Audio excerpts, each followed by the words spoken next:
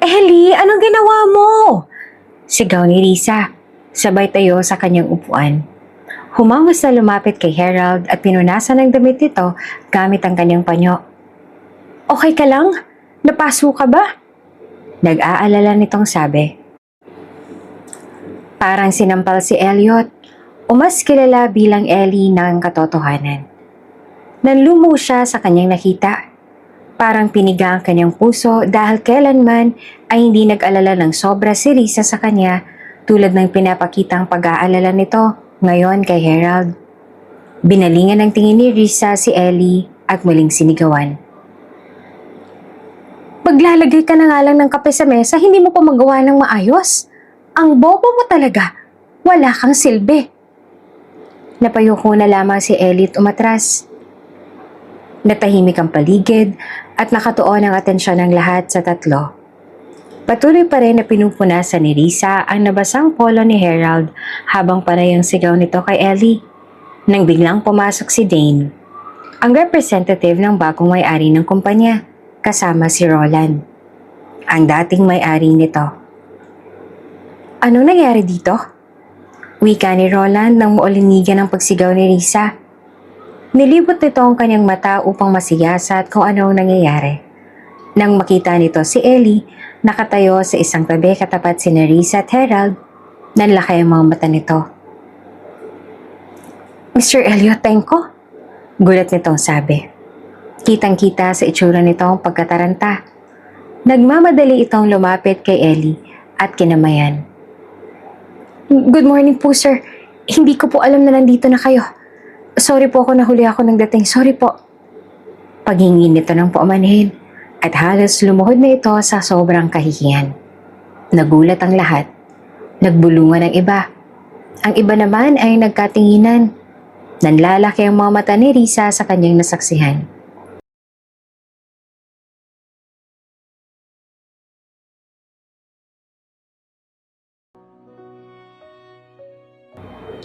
Hindi makapaniwala na ang asawang kanyang kinasusuklaman at kinakahiya ay ang bagong may-ari ng kumpanya na kanyang pinapasukan. Anong nangyayari? Anong ibig sabihin nito? Malakas na wika ni Risa. Risa, I want you to meet Elliot Tenko, your future husband, your fiancé. Wika ng lolo ni Risa na si Arturo. Naabot tenga ang mga ngiti. Sa restaurant na pagmamayari ng kanilang pamilya, nagkaroon ng isang munting pagsasalo-salo para sa pagkikita ng dalawa. Sinabihan siya ng kanyang lolo na siya ay kanyang ipinagkasundo sa apo ng kanyang kumpare. Matagal na panahon na itong napagkasunduan at walang pwedeng humadlang. Noong una ay abot langit ang pagtanggi ni Risa. Mawawalan siya ng kalayaan dahil sa kasunduan. Marami pa siyang gustong gawin sa kanyang buhay. Marami pa siyang gustong puntahan at marating na lugar. Ni sa panaginip ay hindi niya nanaising matali sa isang lalaking hindi pa niya nakikita ni minsan sa kanyang buhay. Ngunit nabago ang kanyang desisyon nang sabihin sa kanya ng kanyang lolo na kung papayag siya sa kasunduan ay makukuha niya na kaagad ang mana nito sa kanya, kahit na siya ay buhay pa. Tila naipit si Risa sa pagdedesisyon. Ngunit kalaunan nasilaw si Risa sa pera at ari-ari ang kanyang makukuha. Nakaharap si Risa sa kanyang lolo. Nasa likod naman ito si Ellie. Kabado si Risa. Namumutawi nito sa kanyang isipan ang itsura ng lalaking kanyang nasa likuran. Umaasa itong may singkit itong mga mata na may makapal na kilay, maputing balat at matangkad. Balingkinita naman ang katawan ay ayos lang. Modern Korean fashion ang suot. Naka-rubber shoes na puti, pabaston ng tindig ng pantalon na medyo bitin. Sa pangtaas naman ay naka-coat na itim, nakalilis ang manggas, at may puting t-shirt na panloob. Habang nangangarap ay unti-unting bumaling sa kanyang likuran si Risa. May suot na malaking ngiti at handa nang harapin ang kanyang prinsipe. Ngunit, agad itong nadismaya nang makita ang suot na tsinelas ng lalaking nasa kanyang likuran. Napalunok ito dahil sa dumi ng kanyang mga kuko sa paa. Nanggigitata sa dumi at tila pwede nang taniman ng kamote. Marahan niyang tinaas ang kanyang mga tingin habang kumakabukang dibdib. Unti-unti niya nakita na nakasuot ito ng sirasirang pantalon. Nakaputi naman itong t-shirt. At yun lang ang tumama sa kanyang imahinasyon. Siya? Siya na yun, Lolo? Wika nito na punong-puno ng pagkadismaya ang tinig. Ellie, iho. Napakakisig mo namang binata. Huling kita ako sa'yo ay napakaliit mo pa. Bati naman ni Arturo, habang nilalapitan si Ellie at niyakap sabay tapik sa kanyang likuran. Pasensya na po, Lolo Arturo, naging abala po kasi ako sa bukid. Alam niyo naman si Lolo Leon mahina na. Kailangan ko nang humalili sa sakahan. Ani ni Ellie. Sakahan? Magsasaka ka? Nauutal na tanong ni Risa. Hindi ko ba nabanggit sa'yo na silang supplier natin ng bigas? Ani ni Arturo. As in, farmer? Farmer siya? Yung nag-aararo with a calabash? Maarte nitong sabi. Tumango si Ellie. Oo, Risa. Kung hindi mo na itatanong, Risa, Naputo lang sasabihin ni Ellie nang biglang tumayo si Risa. Hinagis ang table napkin sa mesa at kinuha ang kanyang bag. Enough! Humawak ito sa kanyang noo. My head hurts. Hindi ko matake ang mga nakikita ko. Ang naririnig ko. I have to go. I can't do this. Wika ni Risa, sabay alis. Nanigas ang lahat sa kanilang pwesto. Sinundan lang nila ang tingin si Risa habang papalabas ng restaurant na siyang dating naman ni Dane, ang matalik na kaibigan ni Ellie. Bit-bit nito ang coat ni Ellie, sapatos, medyas at pamalit na slacks. Nakasalubong nito si Risa at laking pagtataka nito kung bakit ito humahangos palabas ng restaurant. Anong nangyari? Bakit umalis ang apo niyo, Lolo Arturo? Masyado ba siyang na-intimidate sa kakisigan ng kaibigan ko? Pabirong sabi ni Dane na walang kaalam-alam sa nangyari. Dane, iha, ano kasi? Oo, tama ka, Dane. Masyado siyang nagwapuhan sa akin. Hindi niya kinaya kaya siya biglang umalis. Pabirong sabi naman ni Ellie sa kaibigan. Pasimpleng lumapit si Arturo kay Ellie. Huwag ka mag-alala, Elliot. Matutuloy ang kasal niyo ng apo ko. Pangako. Bigla itong namutla sa inasal ng apo. Kinabahan, nabahala. Kinabahan dahil kung aatras si Risa sa kasal ay malaking kahihiyan nito para sa kanilang pamilya. Malaki ang utang na loob ng pamilya ni Arturo sa lolo ni Ellie na si Leon. Noong mga panahong palugi na ang kanilang restaurant ay nanatili itong supplier ng bigas, karne, manok, gulay at kung ano-ano pa. Malaking halaga rin ang pinahiram ni Leon sa kanila upang manatili ang kanilang restaurant hanggang sa kasalukuyan. Kaya naman, isang hiling ang sinabi ni Leon kay Arturo at yon ay ang maging mag-asawang apo nilang dalawa na sina Ellie at Risa. Alam ko naman po ang hindi niyo bibiguin si Lolo. Unang pagkikita pa lang naman po namin ni Lolo Arturo, baka nabigla lang talaga siya. Wika ni Ellie. Tara na po. Kumain na po tayo ng tanghalian. May dala po kaming mga kakanin na paborito ni Risa at pasalubong galing probinsya. Nakahinga naman ang maluwag si Arturo ng sandaling yon. Matapos umalis sa restaurant ay nagpunta si Risa sa kondo ng kanyang kaibigan na si Iris. Busangot ito at hindi maipintang muka. Nag-uusap ang dalawa sa sala at nakaupo sa sofa. Girl, kung nakita mo lang siya, ay nako, hindi mo siya maaatim na lapitan. His feet is so yuck. As in, it's so dirty, nakakasuka. Reklamo ni Risa. Wow para palang dinedescribe mo parang sobrang kadiri niya na. At saka, nang dahil lang sa paa niya nakapag-judge ka na ng malala? Puna ni Iris. Teka, akala ko ba hasyendero yung ipapakasal sa'yo? Tanong ni Iris. Natigilan si Risa. Sa totoo lang, wala namang sinabi ang kanyang lolo na hasyendero ang kanyang mapapangasawa. Yun lang ang buong akala niya. Gusto niya lang ipagmayabang sa kanyang kaibigan na siya ay nasa isang arranged marriage. Pakiramdam niya ay nasa isa siyang drama kung saan pinagkasundo sila ng kanilang mga apo. kung saan mayaman ang lalaki at mai-inlove sila sa isa't isa kinalaunan. Ngunit, paalang ang nakikita nito ay natauhan na si Risa at gumuho ang pangarap. Sinabi ko ba yun? Maang-maangan pa nito. Ngumisi si Iris. Sinasabi ko na nga ba, Risa? Minsan, ang kayabangan binabawasan, ha? Buti na lang hindi mo pa yung sinasabi sa mga kaopisina natin. Kung hindi, pagtatawanan kita nang malala.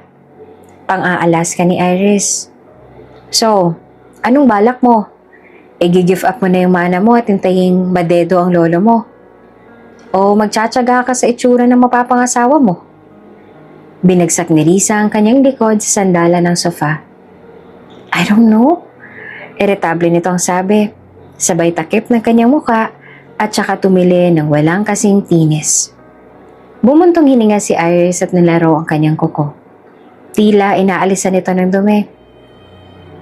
Girl, ginusto mo yan. Mukha kang pera kaya magtiis ka. Wala ka namang magagawa, pumayag ka na. I'm sure wala nang atrasan to. Totoo ang sinabi ni Iris. Wala na talagang atrasan ang lahat. Dahil kung aatras pa si Risa sa kasal, ay baka mawalan na din siya ng mana. Kilala niya ang kanyang lolo. Gagawin niya ang lahat, huwag lang mapahiya. Lalo na sa kasunduang ito. Dumating na rin ang araw ng kasal sa probinsyang ito ginanap. Simple lang ang kasal. Puti ang gayak ng simbahan.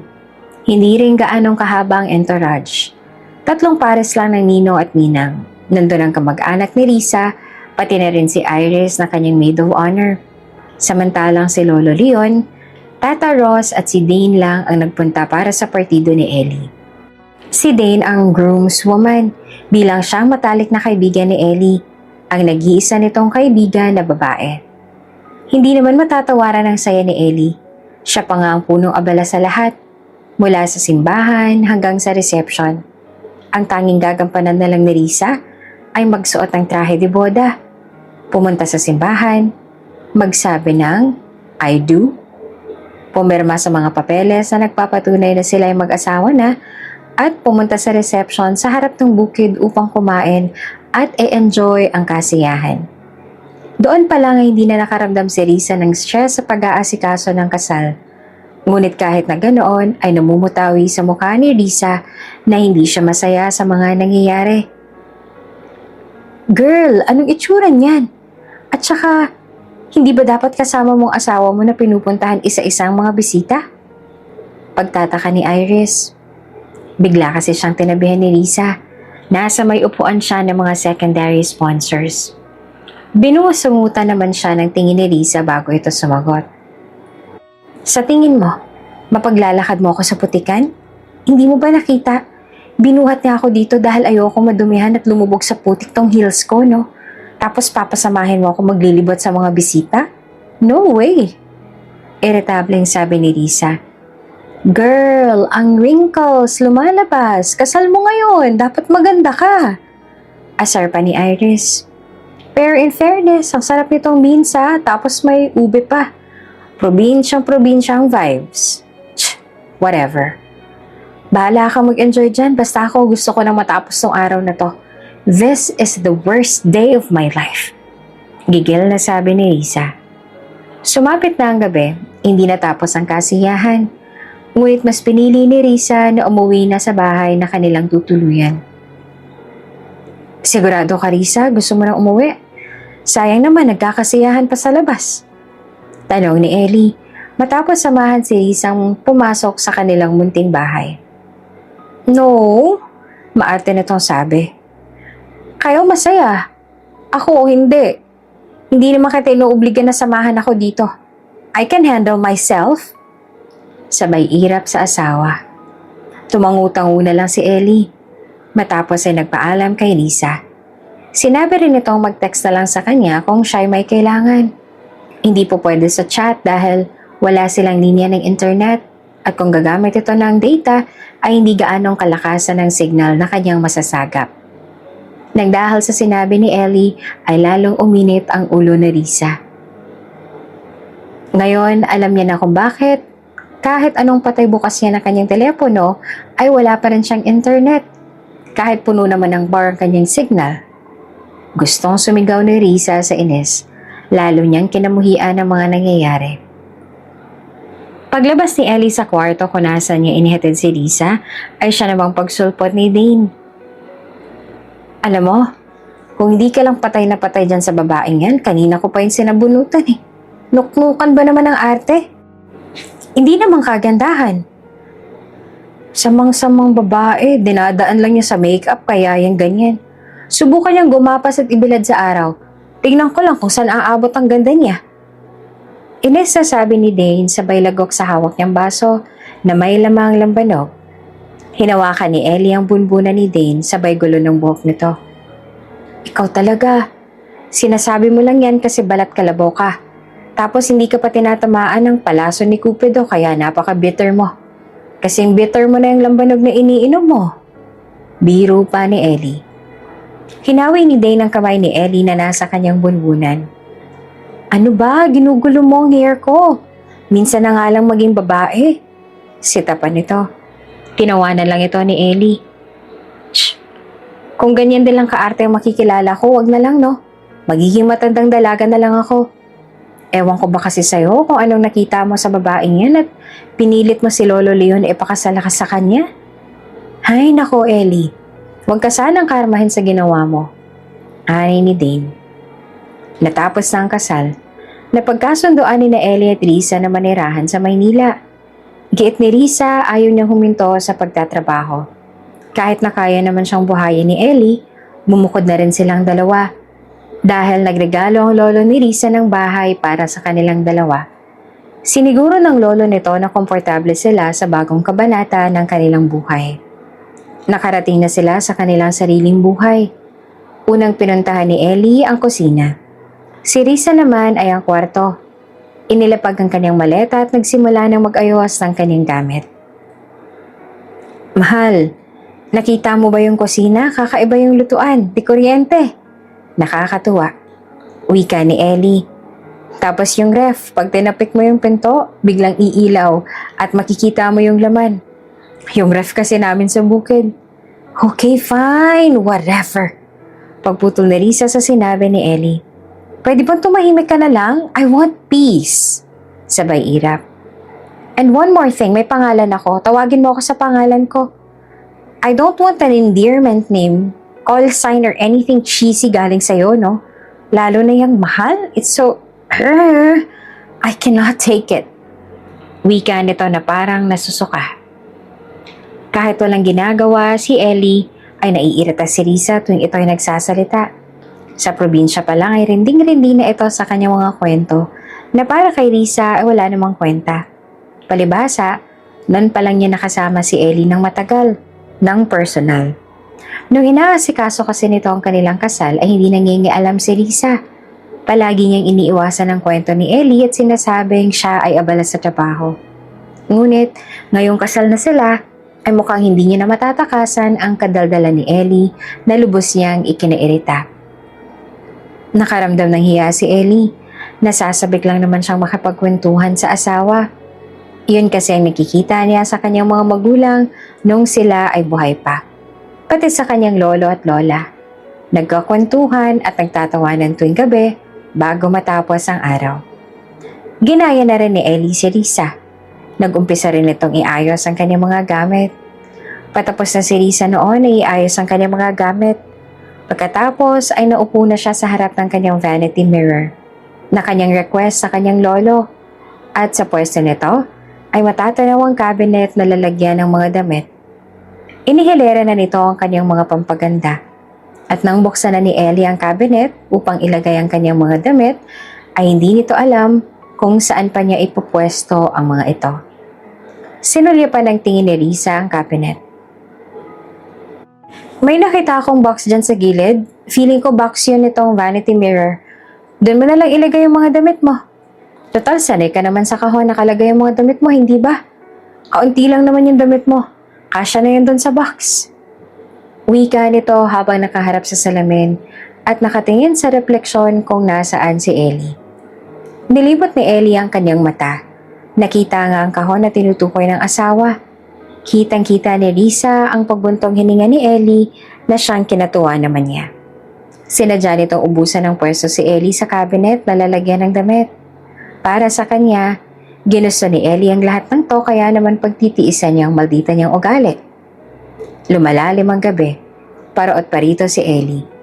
Hindi alam kung mahihiga na ba siya sa kanilang kama o hihintayin matapos si Risa sa kanyang skin night routine.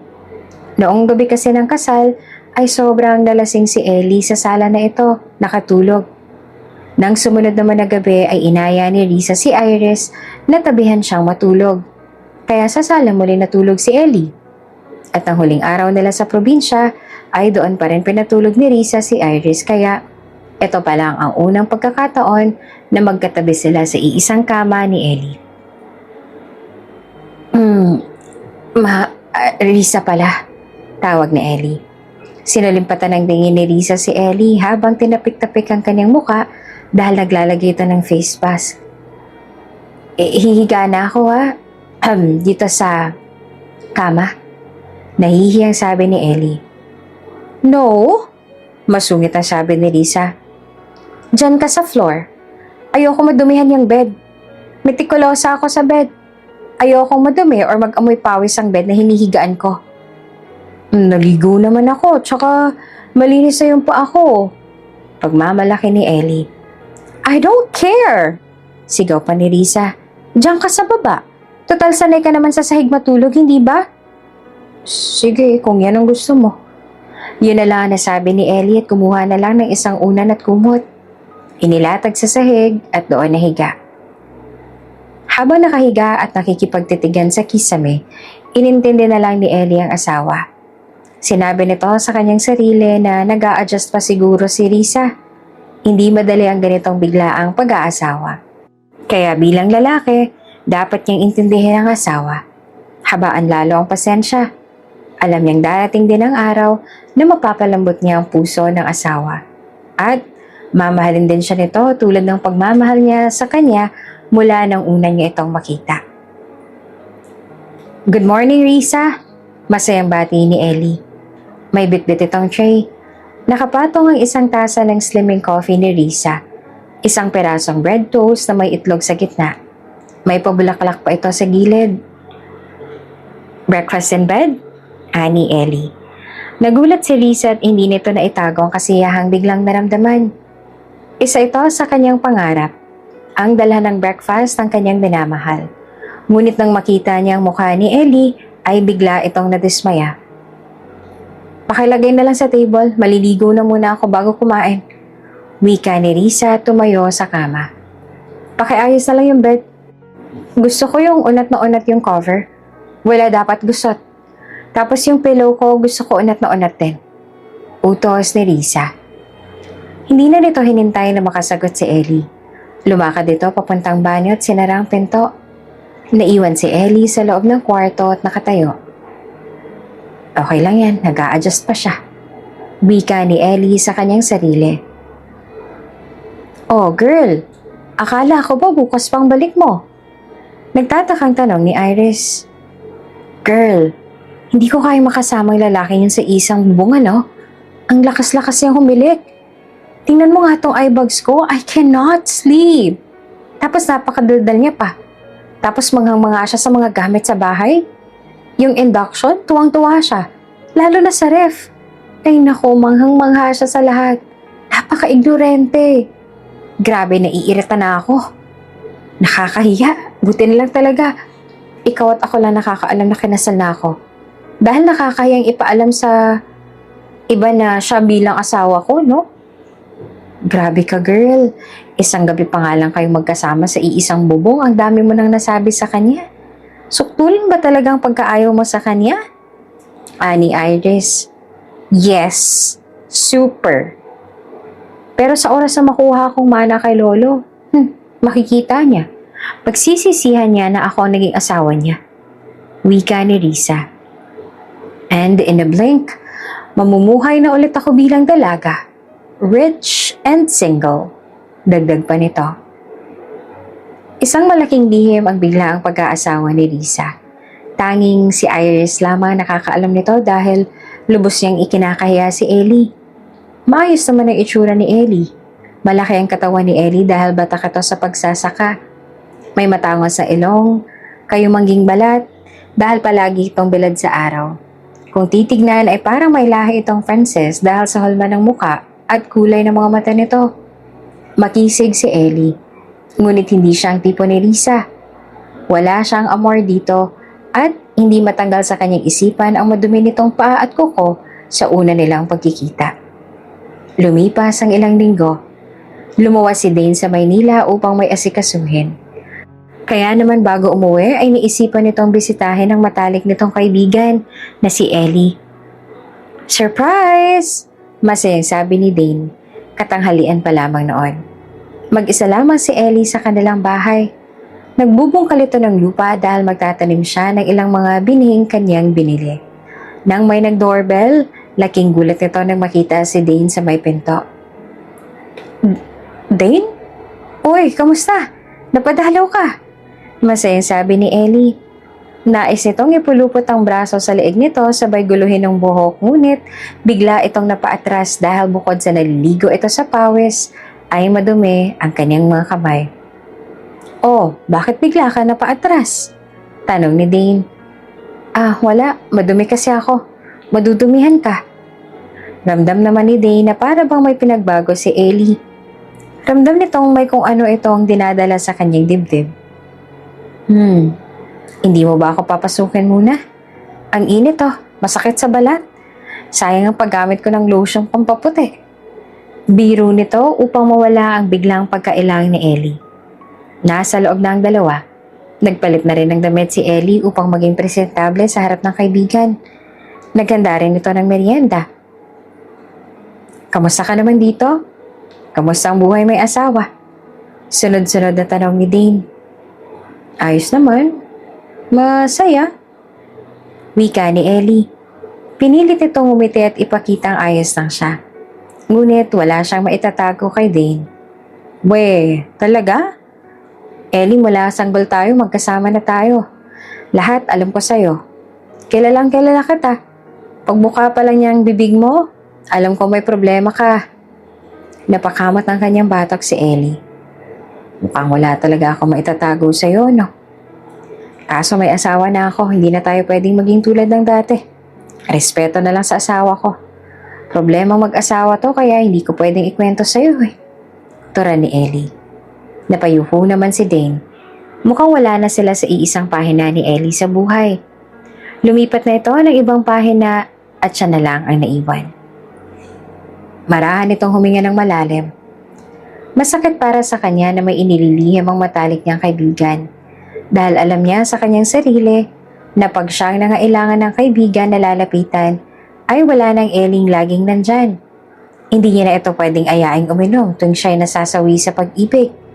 Wala na siyang mapagkukwentuhan ng mga kalokohan niya sa trabaho. Wala na siyang kaibigang mapupuntahan sa araw na gusto niya lang magpalipas ng oras. Nakaramdam ng pangungulila si Dane kahit nasa harapan niya lang ang kaibigan. Ngunit hindi naman niya pwedeng ipilit ang kanyang gusto. Hindi niya pwedeng pigilan si Ellie na tuparin ang kanyang pangarap na makasama ang pinakamamahal. Okay ka lang? Tanong ni Ellie. Tumuhay si Dane at ngumiti. Kahit sa likod nito ay lubos siyang nasasaktan dahil kailangan niya nang lumayo sa isang matalik na kaibigan. Oo naman, nirerespeto ko ang sinabi mo. Tsaka napag-usapan na nga pala natin to, na kapag nagkaroon tayo ng sariling pamilya o kahit karelasyon lang, then distansya tayo sa isa't isa. Tutulad ng mga ginagawa mo kapag may boyfriend ako. Hindi lang ako sanay dahil si Risa ang unang babaeng nakarelasyon mo. Na hindi mo pa nga naging nobya naging asawa naman kaagad. Ramdam ni Ellie ang pait sa bawat salitang binitiwan ni Dane. Masakit din ito para sa kanya dahil mahalaga si Dane. Siya ang matalik nitong kaibigan. At tanggap siya nito kahit sino pa siya. Ngunit sa yugto ngayon ng kanyang buhay, kailangan na nilang maghiwalay ng landas. Andito pa rin naman ako para sa'yo. Hindi na nga lang tulad ng dati. Pero huwag ka mag-alala. Makakahanap ka rin ng lalaking para sa'yo. At pag dumating yung araw na yon, huwag mo akong kakalimutang imbitahin sa kasal mo Ako naman ang magiging man of honor mo. Bilin pa ni Ellie. Muli namang umiti si Dane. Sa pagkakataong to ay may pumatak na luha sa kanyang mga mata. Masakit man ay panghahawakan niyang pangako ng kaibigan. Masakit man ay kailangan niyang maging masaya para sa kanyang matalik na kaibigan. Oo naman, ikaw pa ba? Wika ni Dayan na umago sa mga luha habang nakangiti. Maghihiwalay na talaga ng landas ang magkaibigan, kahit masakit ito para sa kanila. Respeto na lang ito ni Dane kay Risa, kahit hindi ito boto para sa kaibigan. Ginalang na lang nito ang nais ni Ellie dahil alam nitong doon siya sasaya. Nasa may gate na ang dalawa. Babalik na si Dane ng probinsya. Sige na, aalis na ako. Hapon na rin, gagabihin na ako nito sa daan. Paalam pa ni Dane. Alam kong mahal na mahal mo si Risa. Ang hiling ko lang ay mahalin ka rin niya tulad ng pagmamahal mo sa kanya. Kaya gawin mo ang lahat para mapaibig siya, ha? Para hindi mo pagsisihan yung pinasok mo. Pabirong sabi pa ni Dane. Ngumiti naman si Ellie. Alam nitong masasanay din silang dalawa ni Dane na hindi na magiging malapit sa isa't isa. So umpisa lang naman sila mahihirapan. Ngunit sa paglipas ng panahon, alam nilang mananatili ang kanilang pagkakaibigan at irerespeto ang kanilang mga kapareha. Oo, gagawin ko yan. Pangako. Matagal ko tong pinangarap, alam mo yan. Unang beses ko palang makita si Risa. Alam kong siya na nakatadhana sa akin. Kaya gagawin kong lahat para hindi niya pagsisihan na akong pinakasalan niya. Pangako ni Ellie. At ang dahil sa pagkikita nilang yon, nabuhayan ng loob si Ellie. Sabi nito sa kanyang sarili, dapat niyang doblehin ang pag-aasikaso kay Risa. Mas kilalanin ng asawa. Alam niya sa kanyang sarili na siyang may kagagawan kung bakit na madali ang lahat. Bakit hindi sila dumaan sa pagiging magkasintahan? Ngunit nandito na sila sa ganitong sitwasyon. Kaya siya na lang ang gagawa ng paraan upang hindi pagsisihan ni Risa ang kanilang relasyon. Nang gabi ding yon ay nagluto si Ellie ng masarap na putahe. Nagluto ito ng steak. Unang beses pa lang niya itong lulutuan sa tanang buhay niya. Mas magaling kasi siyang magluto ng mga Pinoy na putahe dahil doon siya nahasa. Ngunit para kay Risa, gagawin niyang alamin ang kahit anong putaheng nais nito upang siya ay mapasaya. Ginayakan din ito ang kanilang hapag. Nakakita ito ng magandang mantel sa kusina. Checker dito na kulay pula. Naglagay din ito ng florera sa gitna at naglagay ng bulaklak. Nagtayo din ito ng kandila sa gitna at kanya itong sinindihan pagdating ni Risa. Sabik na sabik si Ellie. Panay ang dungaw nito sa bintana. Hinihintay ang pag-uwi ni Risa. Pumatak na ang alas 8. Nagtataka ito dahil wala pang asawa. Dati-rate ay alas 7 ng gabi ay nasa bahay na ito at namamahinga. Nag-overtime ba sila? Teka nga, matext ko nga si Risa. Wika nito sa kanyang sarili. Kinuha nito ang kanyang cellphone at tinext ang asawa. Ilang sandali pa at sumagot na ito. Pauwi na ako, traffic lang. Pagkabasa ni Ellie ay muli itong dumungaw sa bintana.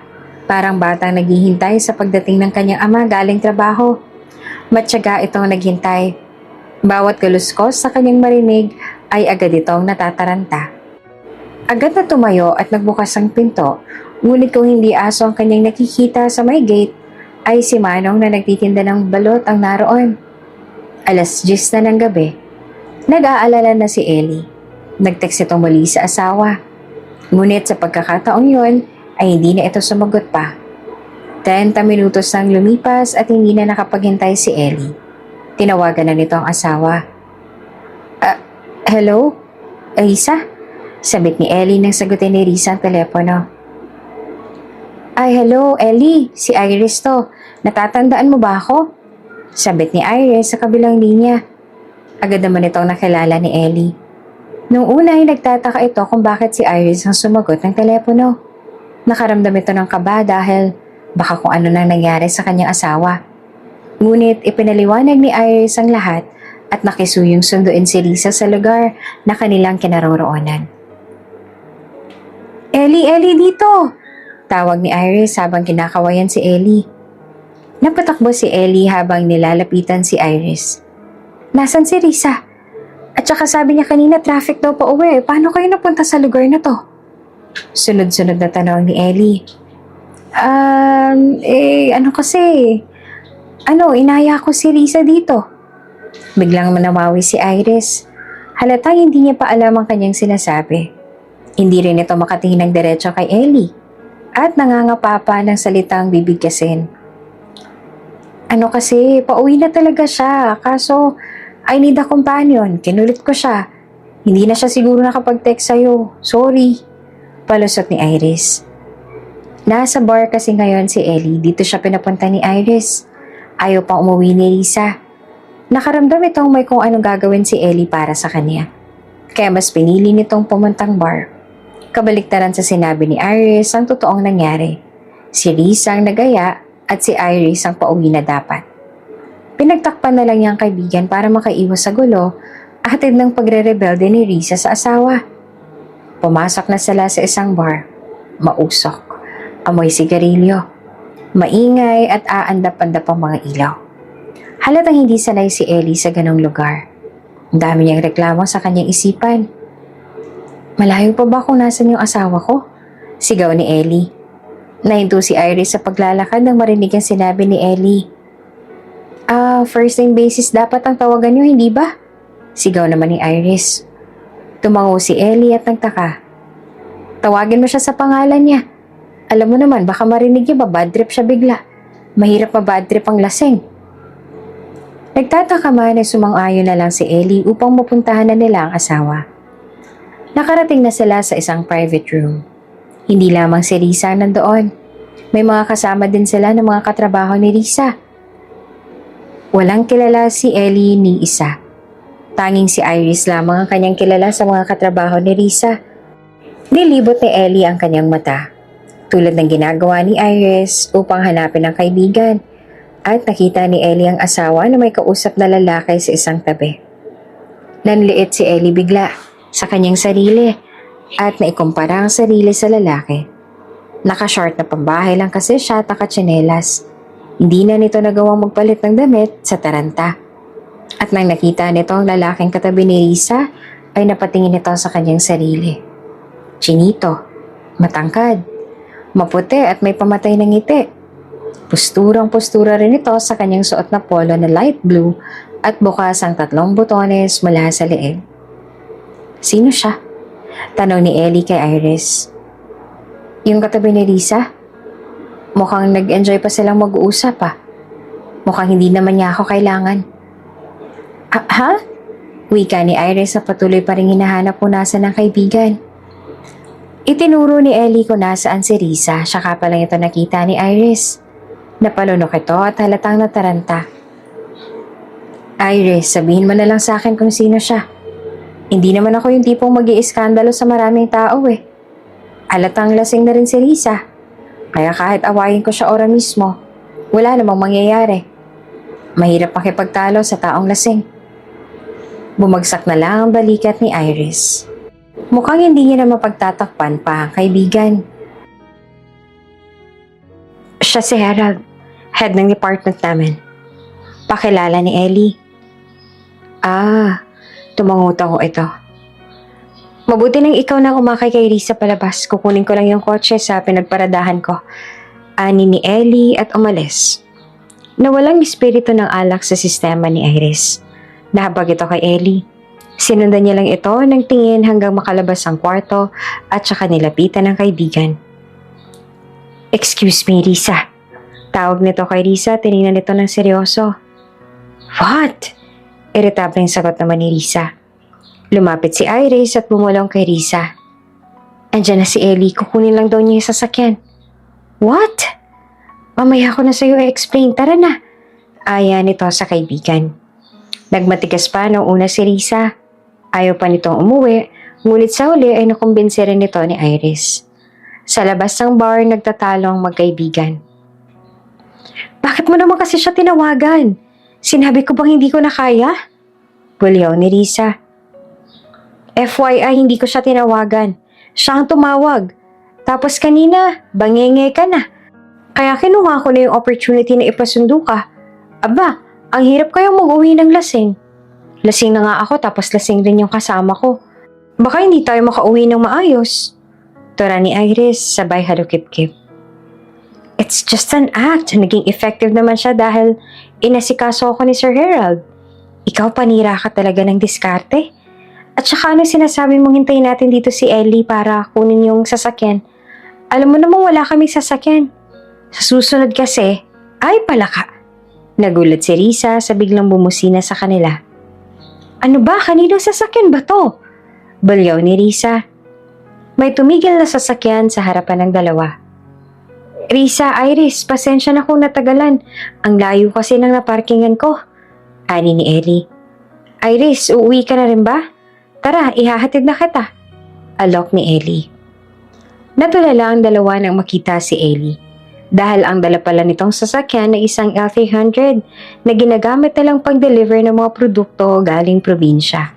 Putik-putikan ang gulong nito. Kulay puti ang kulay na tila pinaliguan ng putik ang gulong at ang likuran. Maingay ang makina. Tila nag-iiskandalo sa kalsada. Girl, hindi ako sasakay dyan. Kaya ko umuwi. Nawala na yung kalasingan ko. Bulong ni Iris. Umalis na si Iris. Naiwan si Risa. Wala na itong magawa kung hindi ang sumakay sa L3 na daladala ni Ellie. Pakiramdam niya ay pinagtitinginan sila ng mga tao dahil sa kanilang sasakyan. Napapikit na lang si Risa hanggang sa nakarating na sila sa kanilang bahay. Madilim ang buong bahay at pagbukas ni Risa ng ilaw ay nakita nito kaagad ang inihanda ni Ellie. Ano to? Tanong ni Risa na nakataas pa ang kilay sabay turo sa mesa sa kanilang dingding. Kakapasok pa lang noon ni Ellie. Ngumiti ito at pinagmalaki ang kanyang ginawa. Pinagluto kita ng steak. Kasi sabi ng Lolo Arturo mahilig ka raw sa steak. Tapos para maging extra special, inayos ko rin yung mesa. Candlelight dinner sana tayo. Tapos, ano ko? Cheap? Pinutol ni Risa ang mga sasabihin ni Ellie na may inis na tono. Really? Pakakainin mo ako ng steak na gawa mo lang? I doubt. Baka kasing tigas ng bato yung steak mo. At saka, checkered na tablecloth? Ano to, nasa catering ba tayo? Ellie naman, huwag mo nang ipilit yung sarili mo sa mundo ko. Never ka nang makaka-adapt sa mundo ko. Ito ako, nasa taas. Tapos ikaw, ito, sa baba. Sa pinakababa. Ani ni Risa. Kung hindi lang sa mana, hindi ako magtitiis sa'yo, no? Ngulumod nito ang sabi. Nagmarcha si Risa papunta sa kanilang kwarto. Binalibag ang pinto. Sumunod naman si Ellie matapos ligpitin ang kanyang ginawa sa kanilang hapag. Ngunit nakakandado ang pinto. Makailang ulit siyang kumatok ngunit hindi siya pinagbuksan ng asawa ng pinto. Kaya sa huli, sa sofa na lang ito natulog. Hindi alam ni Ellie kung kaya pa niyang intindihin ang asawa. Masyado na siya nitong minamaliit. Nibigyang pansin ang kanyang mga ginagawa, hindi nito nagawa. Ngunit sadyang malalim ang pagmamahal ni Ellie. Pilit niya pa rin itong iniintindi ang asawa at sinasabi sa sarili na pinagdadaanan talaga siguro ito ng mga mag-asawa. At bukod doon, lasing lang si Risa ng mga oras na yon. Hindi niya alam ang kanyang ginagawa. Kinabukasan, kahit may nakahandang agahan ay hindi kumain si Risa. Binusangutan nito si Ellie at umalis na lamang. Inihabol ni Ellie ang ginawa niyang baon para sa asawa. Sa inis ay kinuha na lang niya ito at saka pumasok pa sa trabaho. Masakit ang ulo ni Risa dahil sa over at inis kay Ellie. Hindi ito makapagtrabaho ng maayos dahil dito. Hanggang sa sumapit na ang lunch break. Papunta na dapat ito sa kantin nang mapansin ni Iris na may itatapon sana si Risa sa basurahan. Girl, ano yan? Tanong nito. Ewan ko, pabaon ni Ellie. Ayaw kong kainin kaya itatapon ko na lang. Itatapon ni sana ni Risa ang laman ng baunan nang awatin nito ni Iris. Ikaw ang bad mo, masamang nagtatapon ng pagkain. Kung ayaw mo, edi sa akin na lang. At kinuha ni Iris ang baunan. Alam ko na hate mo siya. Lalo nang sinundukan niya kagabi ng L300. Kaso wag namang ganito na magtatapon ka ng pagkain. Pangaral pa ni Iris. Whatever, bahala kang kumain ng basura. Wika pa ni Risa. Basura. Ito ang tingin ni Risa sa lahat ng pagsusumikap ni Ellie upang magkaroon sila ng masayang buhay mag-asawa. Tuwing umaga, maagang gumigising si Ellie upang ipagluto siya ng agahan at baon. Ngunit nilalagpasan lang ito ni Risa. Umiinom lang ito ng tubig at umaalis na. Kukunin man niya ang baong ginayak ni Ellie ay itatapon niya naman ito sa basurahan at iuuwi lamang ang baonan. Kuminsan nga ay nakakalimutan pa nitong ilagay sa banggerahan ng baonan at si Ellie pang kumukuha nito sa kanyang bag. Risa, magpapaalam lang sana ako. Wika ni Ellie isang gabi nang dumating si Risa galing trabaho. Tiningnan lang ito ng pasulimpat ni Risa. Nanonood kasi ito ng TV habang nakataas ang dalawang paa sa center table ng kanilang Sara. Parang kasambahay si Ellie na nagpapaalam sa kanyang amo. Nakatayo si Ellie sa gilid ni Risa. Uuwi sana ako ng probinsya bukas, may pinapaasikaso lang si Lolo Leon. Pero huwag kang mag-alala, nag-stock na ako ng mga ulam na pwede mong initin. Tas nakalagay na rin sa ref yung baon mo mula bukas hanggang sa makalawa. Puro iinitin na lang yan lahat. Ginawa ko yun kasi ayaw katang. Okay, sige. Bakit hindi ka pa ngayon umalis? Bakit bukas pa? Wika ni Risa upang putulin ang sinasabi ni Ellie. Inayos ko kasi muna yung mga kakainin mo para hindi ka magutom. Nag-aalala kasi ako na baka hindi ka kumain ng maayos pag wala ako.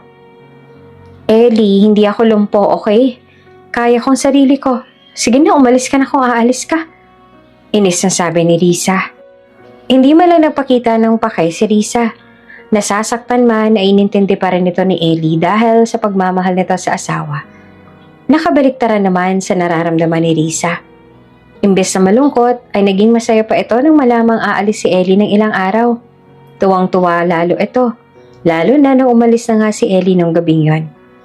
Agad na tinawagan ni Risa si Iris at nag-ayang pumunta sa bar upang magsaya. Loka ka, talagang pinaalis mo ng literal yung asawa mo, tapos nag-party ka na? Wika ni Iris habang naghahanap ng pwedeng mapwestuhan. Girl, ano bang gusto mong gawin ko? Umiyak sa harapan niya. Sabihin na huwag kang umalis, asawa ko, mamimiss kita. Hindi ko kaya nang wala ka. Ganun ba? Kilabutan ka nga sa gusto mong ipagawa sa akin. Alam naman nating dalawa na kaya ko lang naman pinakasalan si Ellie ay para makuha ko yung mana ko. That's all. Pagmamalaki ni Risa. Kinaumagahan, maagang nagising si Dane. Maaga din kasi ang pasok nito kaya dire-diretso na sana ito sa kusina na madaraanan muna ang kanilang munting sala. Nang makita nito ang isang lalaking nakahiga sa kanilang sofa, pupungas-pungas niyang nilapitan ng lalaki dahil mahinala ito kung sino ito. Ellie? Ano ginagawa niyo dito? Tanong nito na nakumpirma na si Ellie nga nakahiga sa sofa. Umupo ito ng bahagya. Tinitigan ang mukha ng kaibigan. Hinawi ang ilang buhok na nagsabog sa mukha nito. Tulog na tulog ito. Tila nahayo sa magdamag na pagmamaneho. Tinitigan ni Dane ang matangos sa ilong nito. Mga labi at matang nakapikit. Alam mo, malaki lang yung mata mo, pero hindi mo naman ginagamit. Daig mo ba yung bulag? Hay, kung magkapantay lang ang estado natin sa buhay, at magkasing lakas lang tayo ng loob. Sana ano? Biglang nagmulat si Ellie. Nakita nito nakatitig si Dane sa kanya habang nakaupo. Nanlaki ang mga mata ni Dane. Napahikab naman si Ellie habang hinihintay ang tugon ni Dane. Ayos ka lang? Muling usal ni Ellie na bakas ang pagtataka sa mukha. Anong sanang ano? Biglang tumayo si Dane. Sabi ko ang ginagawa mo rito? Anong ginagawa mo rito? Biglang tanong ni Dane na nagpatay mali siya. Umupo naman si Ellie at umunat. Pinauwi ako ni Lolo, may mga kailangan daw akong pirmahan. Tinamad akong dumiretso sa asyenda kaya dito na lang ako pumunta sa bukid. Tura ni Ellie.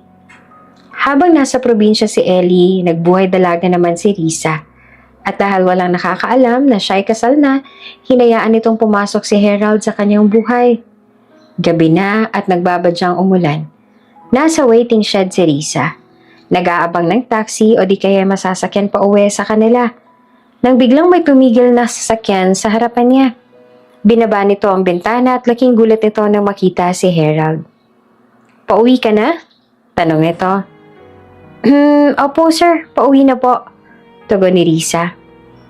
"But it's Friday night tapos kakasahod lang. Wanna join? Pupunta ako dyan sa malapit na bar to chill and relax." Aya ni Harold. Gustong sumagot ng oo ni Risa, ngunit mahahalata ang malaking pagkagusto niya kay Harold, kaya naman tumanggi muna ito ng umpisa. "Please, minsan lang ako mag-aya, wala naman sigurong magagalit, hindi ba?" Pilit pa ni Harold, sabay ngiti na kinikilig ni Risa. "Sige na nga po sir, pero may curfew po ako biro pa ni Risa. Oops! May break muna. Gusto mo bang ma-shoutout dito sa channel ni Ate Jane? Mag-comment lang ng lesson you learned from the latest story uploaded. Dahil pipili kami ng isang best comment of the day para i-shoutout sa susunod na upload. Kaya huwag kalimutang mag-iwan ng lesson you learned after you watch this video. Maraming salamat! Shoutout nga pala kina Marietta Olvida from Quezon City at Nora Ligan from Calgary, Alberta. Sa ating mga taga-subaybay, paki-comment po sa baba kung taga saan kayo para alam ko kung hanggang saan umaabot ang mga kwento ni Ate Jane. Maraming salamat sa patuloy na pakikinig.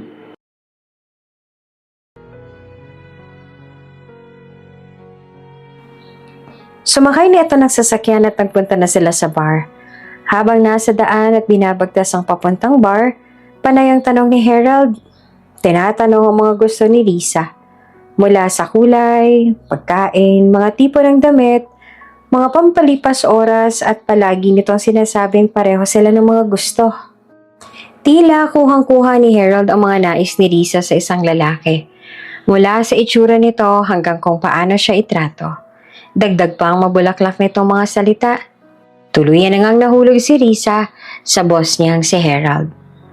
Pababa ng sasakyan si Risa nang pigilan nito ni Harold. Siya daw muna ang bababa upang ipagbukas siya ng pinto. Pakiramdam ni Risa ay napakahaba ng kanyang buhok.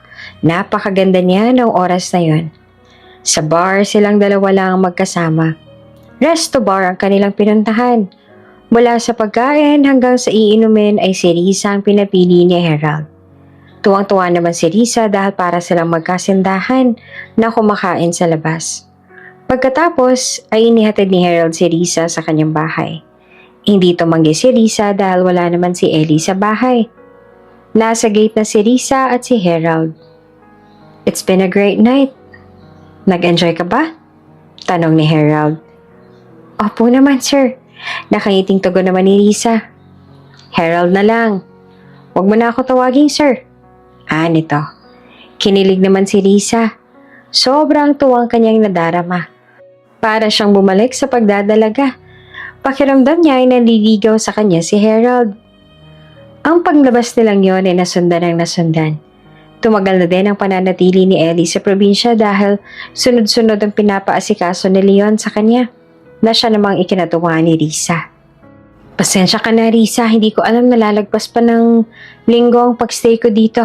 Pero huwag ka mag-alala, malapit ko na matapos yung mga inaasikaso ko dito." Uwi ka ni Ellie sa kabilang linya nang tumawag ito kay Risa. "Okay, magsabi ka lang kapag uuwi ka na dito sa Manila. Sige na, busy ako. Bye."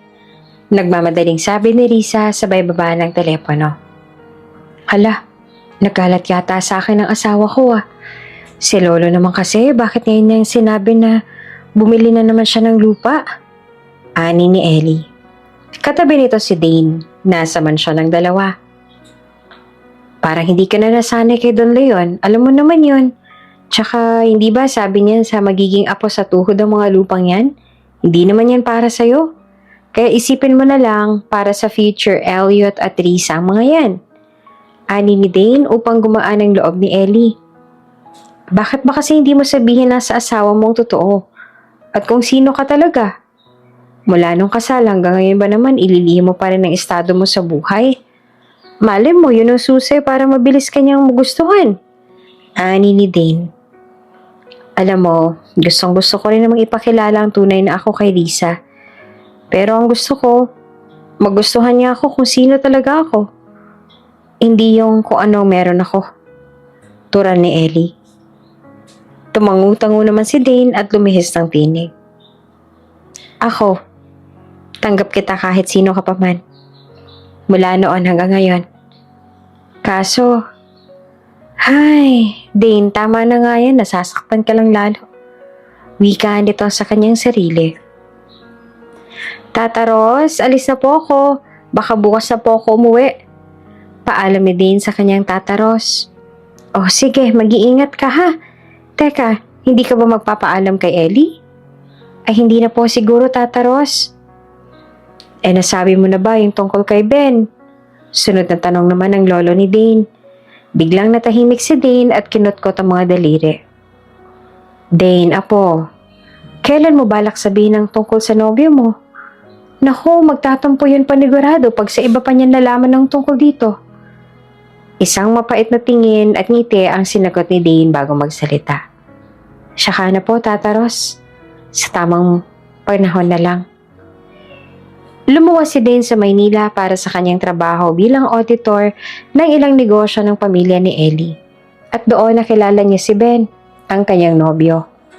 Wala pa silang isang taon at sa Maynila si Ben nagtatrabaho. Nakilala niya ito nang minsang kumakain siya sa isang restaurant at si Ben ang manager doon. Nabigani si Ben sa simpleng ganda ni Dane. Kahit parang lalaki itong kumilos, nanligaw kahit sa tawag, text at chat lang dahil magkalayo sila ng lugar. Ilang beses na rin itong nagpunta sa probinsya upang formal na magpakilala kay Tata Ros at patunayan na seryoso ang kanyang intensyon sa apo nito. Hindi naglaon ay sinagot na ito ni Dayan at masaya naman si Tata Ros para sa kanilang dalawa. Hindi hadlang si Tata Ros sa relasyon ng dalawa. Basta't mahal ng kanyang apo ay mamahalin na rin niya. Isa lang ang inaalala ni Tata Ros. Yon ay baka magtampo ang matalik nitong kaibigan na si Ellie ng dahil dito. Mahal ni Dayan si Ben. Ngunit iba ang pagmamahal nito sa kaibigan. Nawawala sa kanyang isipan si Ellie pagkasama niya si Ben. Ngunit pag nandyan si Ellie, ay nagdadalawang isip siya sa mararamdaman niya kay Ben. Maaga natapos si Dane sa kanyang trabaho kaya naman may oras pa siya para makipagkita sa kanyang nobyo at lumabas para sa isang simpleng hapunan. Sa isang restaurant, kumain ng dalawa at may nakita si Dane na hindi niya inaasahan. Ano, kamusta ang trabaho mo? Napagod ka ba? Tanong ni Ben habang sila ay kumakain. Ayos naman, naging smooth ang audit at mukhang wala namang mga pasaway na empleyado. Mabilis kong biglang nahinto si Dane sa kanyang pagsasalita nang may nakitang isang pamilyar na mukha. Sumingkit ang mga mata nito upang sipatin ang kanyang tinatanaw. Napansin naman ito ni Ben at sinundan ng tingin ng tinitingnan ng nobya. Ano bang tinitingnan mo sa kabilang mesa? Tanong ni Ben matapos muling bumaling sa kasintahan. Hindi ko kasi sigurado kung si Risa yung nakikita ko. Tura nito na titig pa rin sa babaeng nasa kabilang na mesa. Risa? Yung asawa ng best friend ko na si Ellie? Tumango si Dane habang nakatitig pa rin sa babae at tila sinisiyasat ang kilos ng babae. May picture ka ba niya para makumpara ko? Walang sabi-sabing ibinigay ni Dane ang kanyang telepono at sinabing siya na ang maghahanap sa kanyang gallery ng babaeng naka-wedding gown. Ayaw nitong mawaglit sa kanyang paningin ng babae. Agad namang nakita iyon ni Ben at tiningnan salit-salita ng babae sa cellphone at ang babaeng sinisipat ni Dane ng pasimple. Dane, mukhang siya nga to. Pero bakit parang linta naman makadikit doon sa kasama niyang lalaki? Sigurado ka bang ayos pa sila ng best friend mo? Bigla namang natigilan si Dane at inilipat ang tingin kay Ben.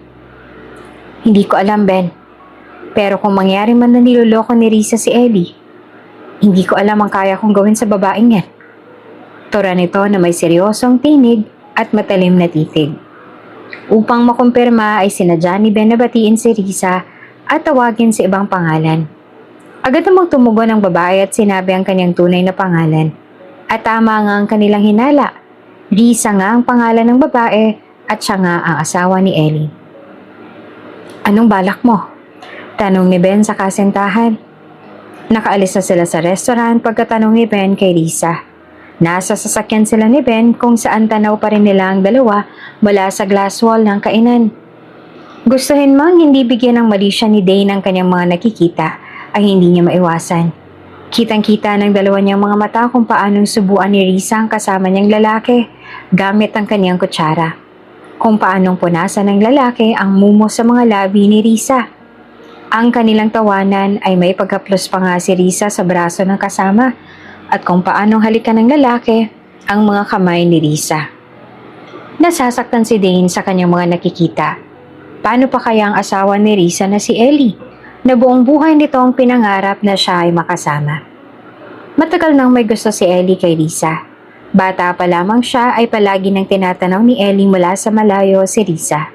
Nakukuha pa nitong tumakas sa kanyang lolo at sumakay ng L300 papuntang Maynila, kung saan i-deliver ang mga produkto na hinango ng lolo ni Risa para sa kanilang restaurant. Nung una ay dala lang ng kasutilan, kaya palaging tumatakas sina Ellie at Dean sa kanilang mga lolo. Ngunit isang beses nang makita ni Ellie si Risa habang nakaupo sa isang mesa sa restaurant na kanilang pagde-deliveran, ay agad na napukaw nito ang puso ng batang si Ellie. 10 taong gulang pa lang sila noon at mula noon alam na ni Ellie sa kanyang sarili na si Risa na ang tinitibok ng kanyang puso. Matagal bago makasagot si Dane. Napabuntong hininga pa ito sa sobrang bigat na kanyang nararamdaman. Hinawakan ni Ben ang kamay ng kasintahan at saka pa lang ito nakasagot. Hindi ko alam. Naaawa nga ako para sa kaibigan ko. Iniiputan na pala siya ng asawa niya sa ulo nang hindi niya alam. Bumuntong hininga mali si Dane. Ano sa tingin mong maganda kong gawin? Mas humigpit ang hawak ni Ben sa kamay ng kasintahan. Sa totoo lang, mahirap ang manghimasok sa ganyang sitwasyon. Malaking posibilidad na hindi maniwala si Ellie sa mga nakita natin.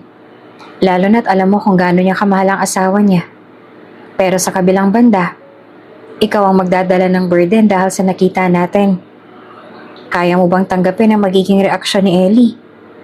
Kaya mo bang i-take risk ang pagiging magkaibigan niyo para sabihin sa kanyang nakita natin? Turan ni Ben. Parang bumagsak ang lahat kay Dane. Hindi niya alam kung kaya niya nga bang mawala sa kanyang buhay ang kanyang matalik na kaibigan.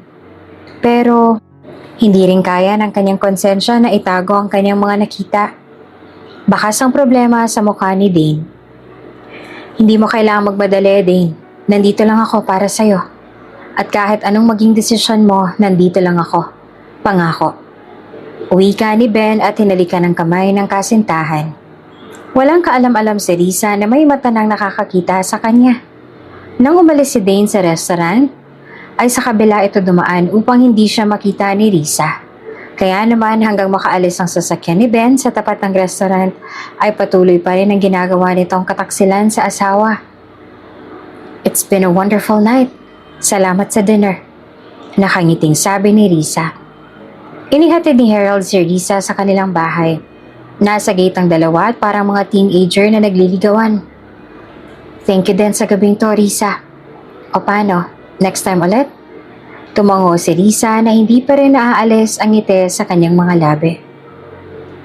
Good night, Risa. Sabay halik sa pisngi ni Risa. Lalo namang lumawak ang ngiti ni Risa sa ginawa ni Harold. Good night din. Ingat sa pagdadrive. Mag-chat ka kapag nakauwi ka na, ha? Bye-bye. Malambing pa nitong sabi. Tila nasa alapaap naman si Risa ng mga oras na yon. Pagkapasok nito sa bahay ay agad itong dumiretso sa kanyang kwarto at ibinagsak ang kanyang katawan sa kama. Hay, how I wish hindi na matapos ang ganito. Wika ni Risa na sobrang kaligayahan ang nadarama. Pagpasok sa opisina, hindi maalis-alis ang ngiti ni Risa, lalo na tuwing dadaan sa kanyang cubicle si Harold. Mangangamusta at makikipagkwentuhan. Hindi naman ito maitago ang nadarama at napapansin na ito ng lahat. Girl, grabe kayo ni Sir Harold, ah. Super close yun, ah. Puna ni Iris. Pero alalahanin mo na, biglang tinapakan ni Risa ang bibig ni Iris. Nagulat si Iris at hindi nakapagsalita. Huwag mong tangkain banggitin ang balak mo sabihin, Iris. Sinasabi ko sa'yo magkakasiraan tayo. Banta ni Risa. Nahawak pa rin ang bibig ni Iris. Tumangu-tango si Iris habang nanlaki ang mga mata. Doon pa lang binitawan ni Risa ang bibig ni Iris. Matapos ay muling nagsalita si Iris. Hindi niya alam? Tanong nito sa kaibigan. Hindi niya na dapat malaman pa. I have to make sure na paghulog na siya bago ako makikipaghiwalay kay Ellie. Harold is a good catch. Lahat ng gusto ko nasa kanya na. Mayaman, gwapo, gentleman, lahat. At siguro naman sa oras na yon, nasalin na ni Lolo ang pamana niya sa akin. Ang dami pa kasing kondisyones ni Lolo Tura nito. Nako girl, wala pa man yung itlog nagbibilang ka na ng sisiyo. Baka mamaya hindi mangyari lahat ng plano mo, mag-breakdown ka dyan bigla. Banta ni Iris. At ang malala pa dyan, kakaplano mo, lahat mawala sa'yo. Aba, mas masakit yun. Huwag ka nga nega dyan, ani ni Risa. Alam mo, inggit ka lang kasi maganda ako, tinahabol ng mga lalaki. Pagmamayabang ni Risa, nanginisihan lamang ni Iris. Bumalik na sa pagtatrabaho ang dalawa, nang biglang tinawag ng guard si Risa at pinababaan ng gusali. Akala ni Risa ay dumating ang package sa kanyang inaasahan. Ngunit laking gulat niya nang makita ang dahilan ng kanyang pagbaba. Surprise! Bati ni Ellie. Natawa ang guard. Sinama nito ng tingin ni Risa, kaya napatikom na lamang ang bibig nito at bumalik na sa kanyang pwesto. Anong ginagawa mo dito? Gigil na sabi ni Risa kay Ellie. At saka ano yan? Bakit may dala kang bayong? Hindi ito palengke. Hinatak ni Risa si Ellie sa isang tabi kung saan walang makakakita sa kanilang dalawa. Alam ko, pero kasi sabik na kasi ako makita ang asaw. Shhh! Hindi ba sabi ko wag mo akong tatawagin sa ibang pangalan? Bukod sa pangalan ko. Nanlaki yung mga mata ni Risa habang nagsasalita. Okay, sige. Tila nanlumo naman si Ellie sa mga sinabi ng asawa. Gusto lang kasi kitang makita. Miss na kita, tsaka may pinadalang pasalubong si Lolo. Kesa bukas mo padalhin at mahirapan ka pang magbitbit. Dumiretso na ako dito para mabigyan mo na rin si Iris at ang iba mo pang mga katrabaho. Tugon ni Ellie. Tiningnan ni Risa si Ellie mula ulo hanggang paa. Baka sa mukha nito ang pagkairita. Sa palagay mo ba magdadala ako ng bayong sa office? At saka ano yan kakanin? Ang cheap. Pero masarap tong mga to. Pilit pa ni Ellie. Wala akong pakialam kung masarap yan. Ang point ko, ayokong maging mukhang cheap sa harap ng mga kaopisina ko. At saka eto Ellie huwag ka nang pupunta dito, okay? Kahit na kailan. Sige na, umuwi ka na. Utos nito sa asawa. Pero, wala nang pero, sumunod ka na lang. Ayaw katang makikita dito, naiintindihan mo? Irritableng sabi ni Risa at iniwan si Ellie sa kanyang kinatatayuan. Umuwi si Ellie na sobrang nanlulumo. Bukod sa nasayang ang kanyang pagpunta sa opisina ni Risa, ay mas ininda niya ang mga sinabi nito sa kanya. Hindi niya maintindihan bakit gano'n na lang ang trato sa kanya ng asawa. Hanggang sa naisip nito na baka sumama ang loob ni Risa dahil ilang ulit na nabago ang araw ng kanyang pag-uwi hanggang sa natagalan na ito sa probinsya. Sinisisi ni Ellie ang kanyang lolo sa mga nangyayari. Aba apo, hindi naman pwedeng huminto ang lahat para sa atin. Hindi ko rin naman akalain na matatagalan ka dito sa pag-aasikaso. Ani ni Leon sa kabilang linya. Naghihimotok na tinawagan ni Ellie ang kanyang lolo. Kasi naman nagalit sa akin si Risa ng sobra. Hindi ko tuloy alam ang gagawin ko. Kagabi pag uwi niya, hindi niya na ako kinausap. Nitignan yung niluto kong hapunan, hindi niya nagawa. Ayaw daw niyang kumain. Sobrang tampo ng asawa ko, Ano kayang gagawin ko? Daing ni Ellie. Ay nako apo, ganyan talaga ang mga babae. Hayaan mo lang muna sila. Pag lalo mong sinuyo, lalong nagpapakakipot. Ganun po ba yun, Tanong ni Ellie at may biglang naisip. Lo, paano kung pumasok din ako sa opisina ni Risa? Para sa ganun mas mabantayan ko siya. Seryoso ka ba, Apo? Gulat na tanong ni Leon sa Apo. Opo, Lo. Kahit anong trabaho, ayos lang. Basta yung lagi kong makikita si Risa. Para hindi na rin siya mahirapan umuwi kasi kasabay na kaming uuwi. Total, dala ko naman po yung L300 ko. Sa tinig ng boses ni Ellie ay mararamdamang porsigido siya sa kanyang gusto. Wala namang problema yon kay Leon dahil alam naman nitong hindi siya mapapahiya sa kanyang apo. Kahit ano pa ang maging trabaho nito. Ngunit biglang nag-alala si Leon sa estado ng relasyon ni Ellie at Risa dahil sa mga kilos nito. Apo, yung totoo, masaya ka pa ba sa relasyon ninyo? Hindi ka ba nahihirapan? Tanong ni Leon. Hindi agad nakasagot si Ellie. Nahahati ang kanyang damdamin. May parte na gusto niyang ipaglaban ang nararamdaman. Masaya siya dahil asawa niya ng babaeng kanyang pinakamamahal. Ngunit may parte rin ang kanyang puso na tila nagsasabing walang halaga ang lahat dahil nakikita naman niya ang trato sa kanya ng asawa. Ayaw niyang aminin sa kanyang sarili na ni katiting na pagtingin ay walang ipakita ang kanyang asawa. Subalit kung sasabihin niya lahat ng yon sa kanyang lolo, mawawalang kwenta lahat ng kanyang paghihirap. Masaya po ako, Lo. Masaya akong si Risa ang asawa ko. May konting tampuhan lang po pero magiging maayos din po kami. Mahal na mahal ko po ang asawa ko. Sagot ni Ellie.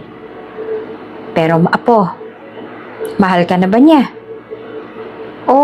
Po naman, Lo. Mamahalin niya rin po ako. Naniniwala akong mamahalin niya rin po ako. Tura nito na may malungkot na tinig. Lumipas ang mga araw hanggang umabot ng ilang linggo.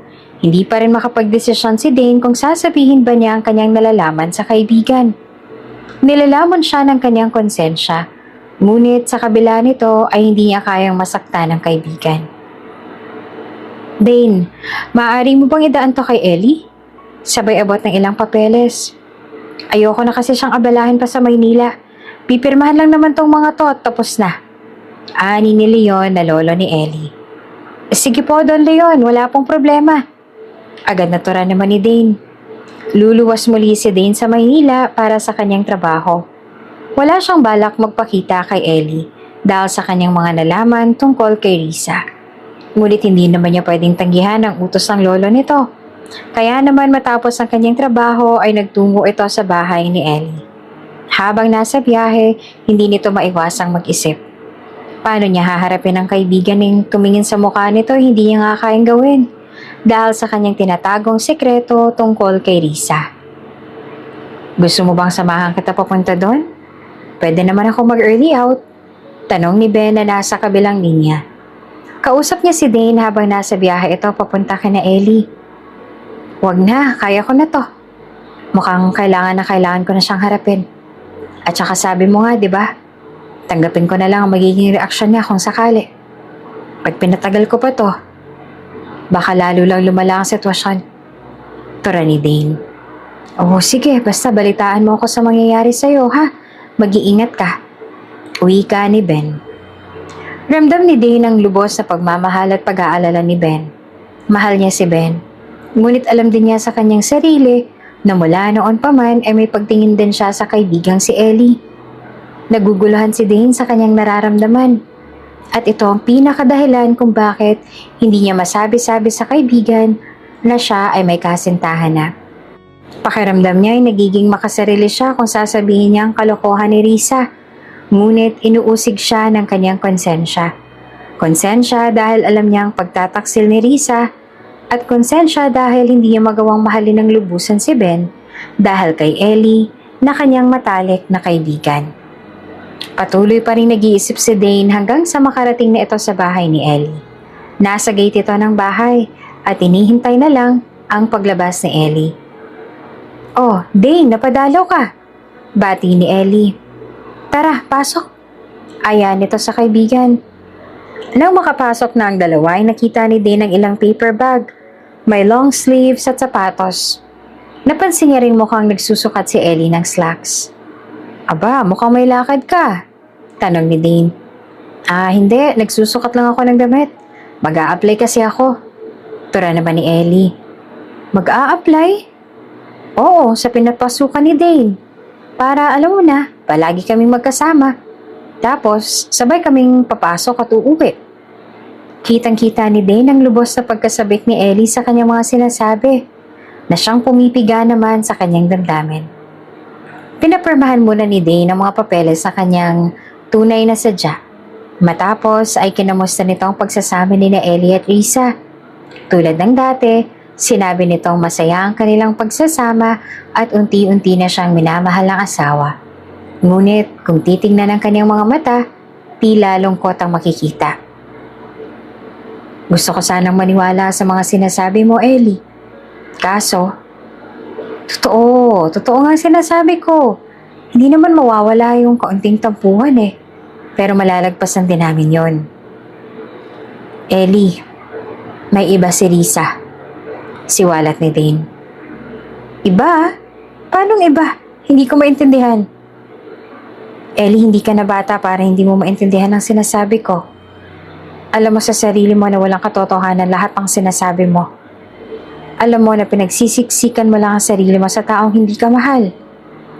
Alam nating dalawa na pinakasan ka lang niya dahil sa manang makukuha niya. Yun lang yun. At pag nakuha niya ng mana niya, iiwan ka rin niya. Sa totoo lang, hindi pa nga niya yun nakukuha. Naghahanap na siya ng iba. Masakit ang lahat ng to para kay Dane. Alam niya ang mga salitang kanyang binitawan ay pwedeng makapagpabago ng relasyon nilang magkaibigan. Nanaig pa rin kay Dane ang awa para kay Ellie kaya nagdesisyon siyang sabihin na ang lahat. Hindi totoo yan. Wala kang patunay. Nagkakamali ka lang. Sambit ni Ellie at napahawak sa kanyang noo. Nakita namin ni Ben na may kasama siyang lalaki sa isang resto. Noong una hindi ko siya nakalala. Pero nang tinitigan ko siya at binati siya ni Ben sa ibang pangalan, sinabi niyang siya si Risa. Kwento ni Dane. Teka. Marami namang Risa sa mundo ah. Kaya nagkakamali ka, Dane. Gusto mo lang nasiraan si Risa dahil ayaw mo siya para sa akin. Una pa lang, diba? Ayaw mo naman na talaga sa kanya. Dane, hindi ako makapaniwala magagawa mong siraan ang asawa ko sa harapan ko. Kaibigan ba talaga kita? O nagsiselos ka lang dahil wala nang atensyon ko sa'yo kaya ka nagkakaganyan? Nabaliktad na ang sitwasyon at hindi ito inaasahan ni Dane na masasabi ito sa kanya ni Ellie. Ellie, ako pa talaga? At saka ang kapal naman ang mukha mo na palabas yung sinungaling ako. Nagmamalasakit lang naman ako sa'yo. At saka, saan ang galing yung inggit? Nagsiselos. Ellie, anong palagay mo sa akin? Hindi kayang mabuhay nang wala ka? Ikaw na rin naman ang nagsabi na pag nagkaroon ng karelasyon ng isa sa atin, dapat tayong dumistansya sa isa't isa. Nire-respeto ko yun.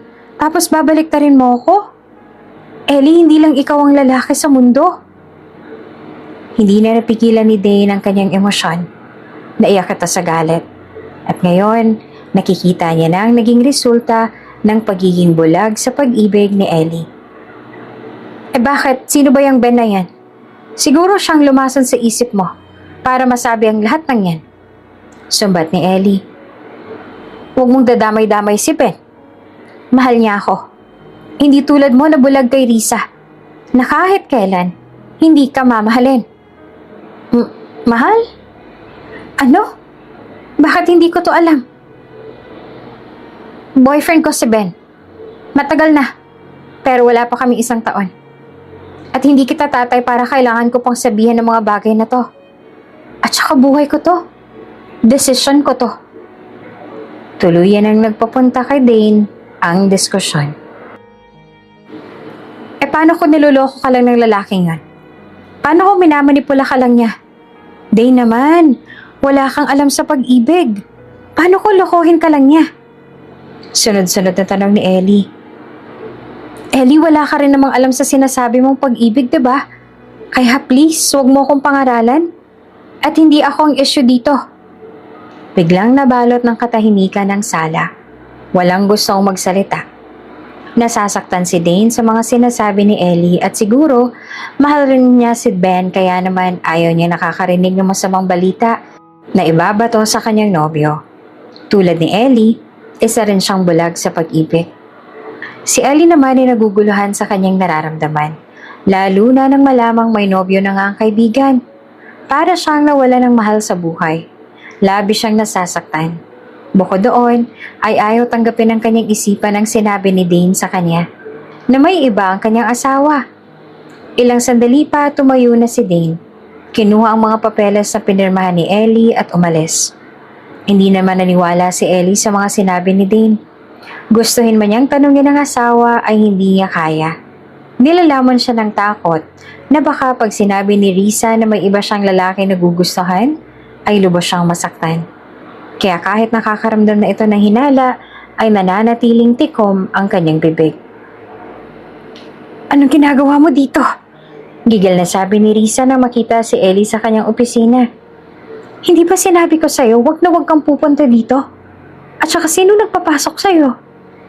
Paano mo nalusutan yung guard? Sambit ni Risa habang kinakaladkad nito si Ellie sa isang tabi. Mahigpit ang hawak nito sa braso ng asawa. Risa, papapasukin talaga ako ng guard kasi empleyado ako dito. Biglang lumuwag ang hawak ni Risa at nagtaka sa sinabi ng asawa. Anong empleyado? Hindi ko maintindihan. Tuluyan ang nakawala ang braso ni Ellie sa hawak ni Risa. At baka sa mukha ni Risa ang pagtataka. Umiti naman si Ellie at humarap sa asawa. Nag-apply ako rito. Medyo naiinip na rin kasi ako sa bahay kaya heto, magkatrabaho na tayo, Risa. Sabay tayong papasok at uuwi. Kahit mag-overtime ka, ayos lang. Mahihintay kita. Makakatipid ka na rin sa pamasahe kasi pinarehistro ko na yung L300 ko. May service na tayo pa uwi. Pagmamalaki pa ni Ellie. Sumakit bigla ang ulo ni Risa sa kanyang mga narinig. Nahihibang ka na ba? Binabakuran mo ba ako? Hindi naman inaasahan ni Ellie naging reaksyon ng asawa.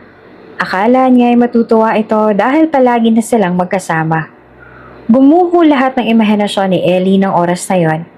Tulad ng sabay silang papasok, kakain sa kantin ng opisina. Hihintayin na matapos si Risa sa kanyang trabaho at sabay silang uuwi. Lahat ng yon ay tila na walang parang bula dahil sa naging reaksyon ni Risa sa kanyang balita. Hindi mo ba gusto yon na palagi tayong magkasama? Tanong ni Ellie. Hindi. Ayokong nandito ka. Ayokong nakikita kita.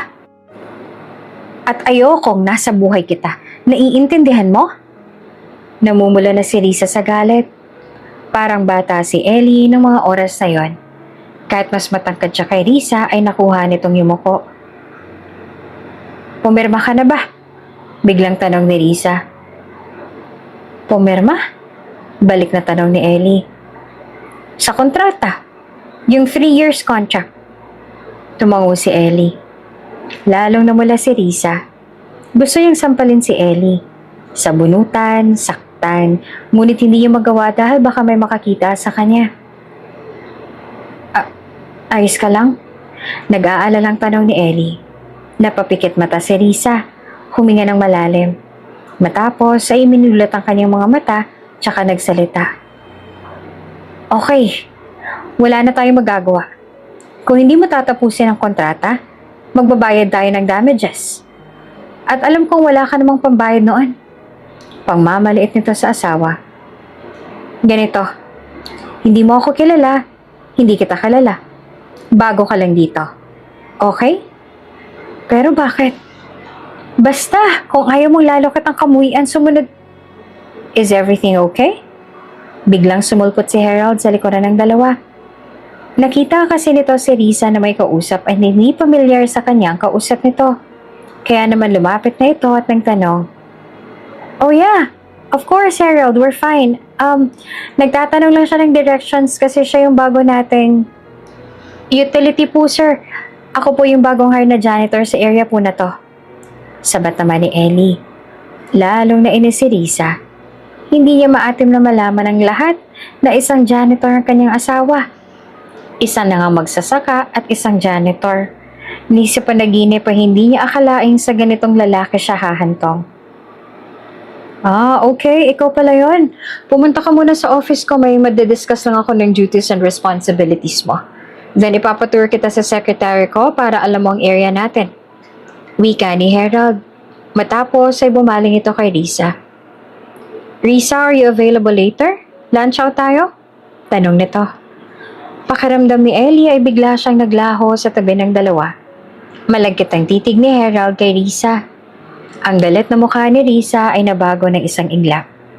Ngiti-ngiti ito at walang mapaglagyan ng saya. Sure, lunch out. Available po ako. Tora nito. Kitang-kita ni Ellie ang naging usapan ng dalawa. Ngunit pikit mata ito at inisip na baka ganun lang talaga si Harold sa lahat.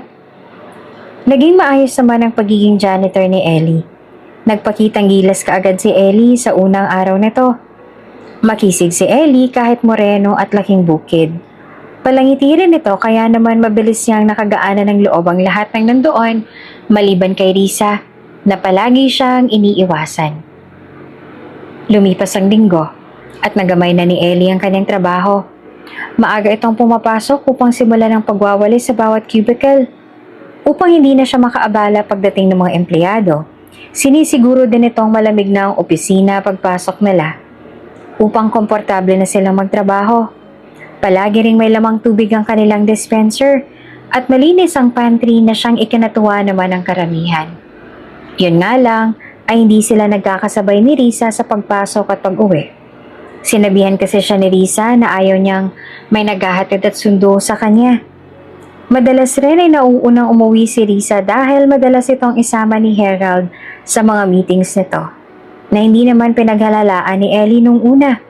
Hanggang sa isang pag-uusap ang kanyang narinig habang naglilinis ng pantry ng opisina. Masyado na yung Risa na yan, ha? Akala mo naman kagandahan. If I know, kabit lang naman siya. Wika ng isang babae. Ayaw sanang makinig ni Ellie dahil ayaw niyang malaman ang katotohanan. Ngunit ayaw gumalaw ng kanyang katawan. Nanatili siya sa banggerahan. Nagawa pa niyang hinaan ng gripo upang mas marinig ang usapan ng dalawa. Ay, true. May asawa na kaya si Sir Harold? Hindi ba niya yun alam? O sadyang gawain niya lang na magjowa ng may asawa? Nako, hindi ko alam. Pero isa lang ang alam ko. Ginagawa niya yan para ma-promote. Hindi siya lumalaban ng patas. Pailalim siya kung tumira. Wika ng isa. Lalo namang hindi makagalaw si Ellie. Ngayon, sinampal siya ng katotohanan sa kanyang mga narinig. Tunay nga ang sinasabi ni Dane na may kabit ang kanyang asawa at lalo itong nasasaktan dahil tila hindi alam ng mga katrabaho ni Risa na siya ay may asawa na. Kung ano-anong katanungan ang pumapasok sa isipan ni Ellie. Kinakahiya ba siya ng kanyang asawa? Bakit ganito si Risa? Ano bang kulang sa kanya at hindi siya magawang mahalin ni Risa? Prinoseso ni Ellie ang kanyang nararamdaman. Nasasaktan man ay pikit mata pa rin niyang pinagsisilbihan ng asawa. Pagka-uwi ay siya pang mag-aasikaso kay Risa. Hindi sila sabay umuwi. Mauunang umuwi si Ellie at dapat ay handa na ang lahat ng gamit ni Risa, mula sa pampaligo at mga gamit. Gusto rin itong maayos ang kanyang kama pagdating na iniwan niyang parang pinaglunuhan ng ahas pagkagising. Tila alila si Ellie ni Risa at kinakahiya niya na sila ay magkakalala.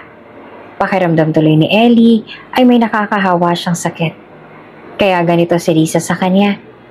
Ngunit dahil sa salitang mahal, hindi magawang iwan ni Ellie si Risa. Nakauwi na si Ellie. Matapos marinig ang usapan ng dalawang kaopisina ni Risa ay may naisip itong tawagan. Matapos itong kausapin ng isang lalaki ay naupo ito sa kanilang sofa. Napatitig sa numero ni Dane sa kanyang matalik na kaibigan. Gusto niyang tawagan si Dane. Kausapin, ngunit nilalamon siya ng hiya. Mahigit isang buwan na rin silang hindi nag-uusap. Ngayon niya naisip ang mga binitawang salita ng kaibigan. Ngayon niya naisip na kapakanan niya lang ang iniisip ni Dane. At ngayong kailangan niya ng karamay, ay wala na siyang matatakbuhan na kaibigan. Hindi naman namalaya ni Ellie ang oras. 2 oras na pala siyang nakatitig sa numero ng kaibigan. Bumalik na lang siya sa kanyang ulirat nang makita si Risa sa kanyang harapan. Ellie, bakit magulo pa rin ang kama ko?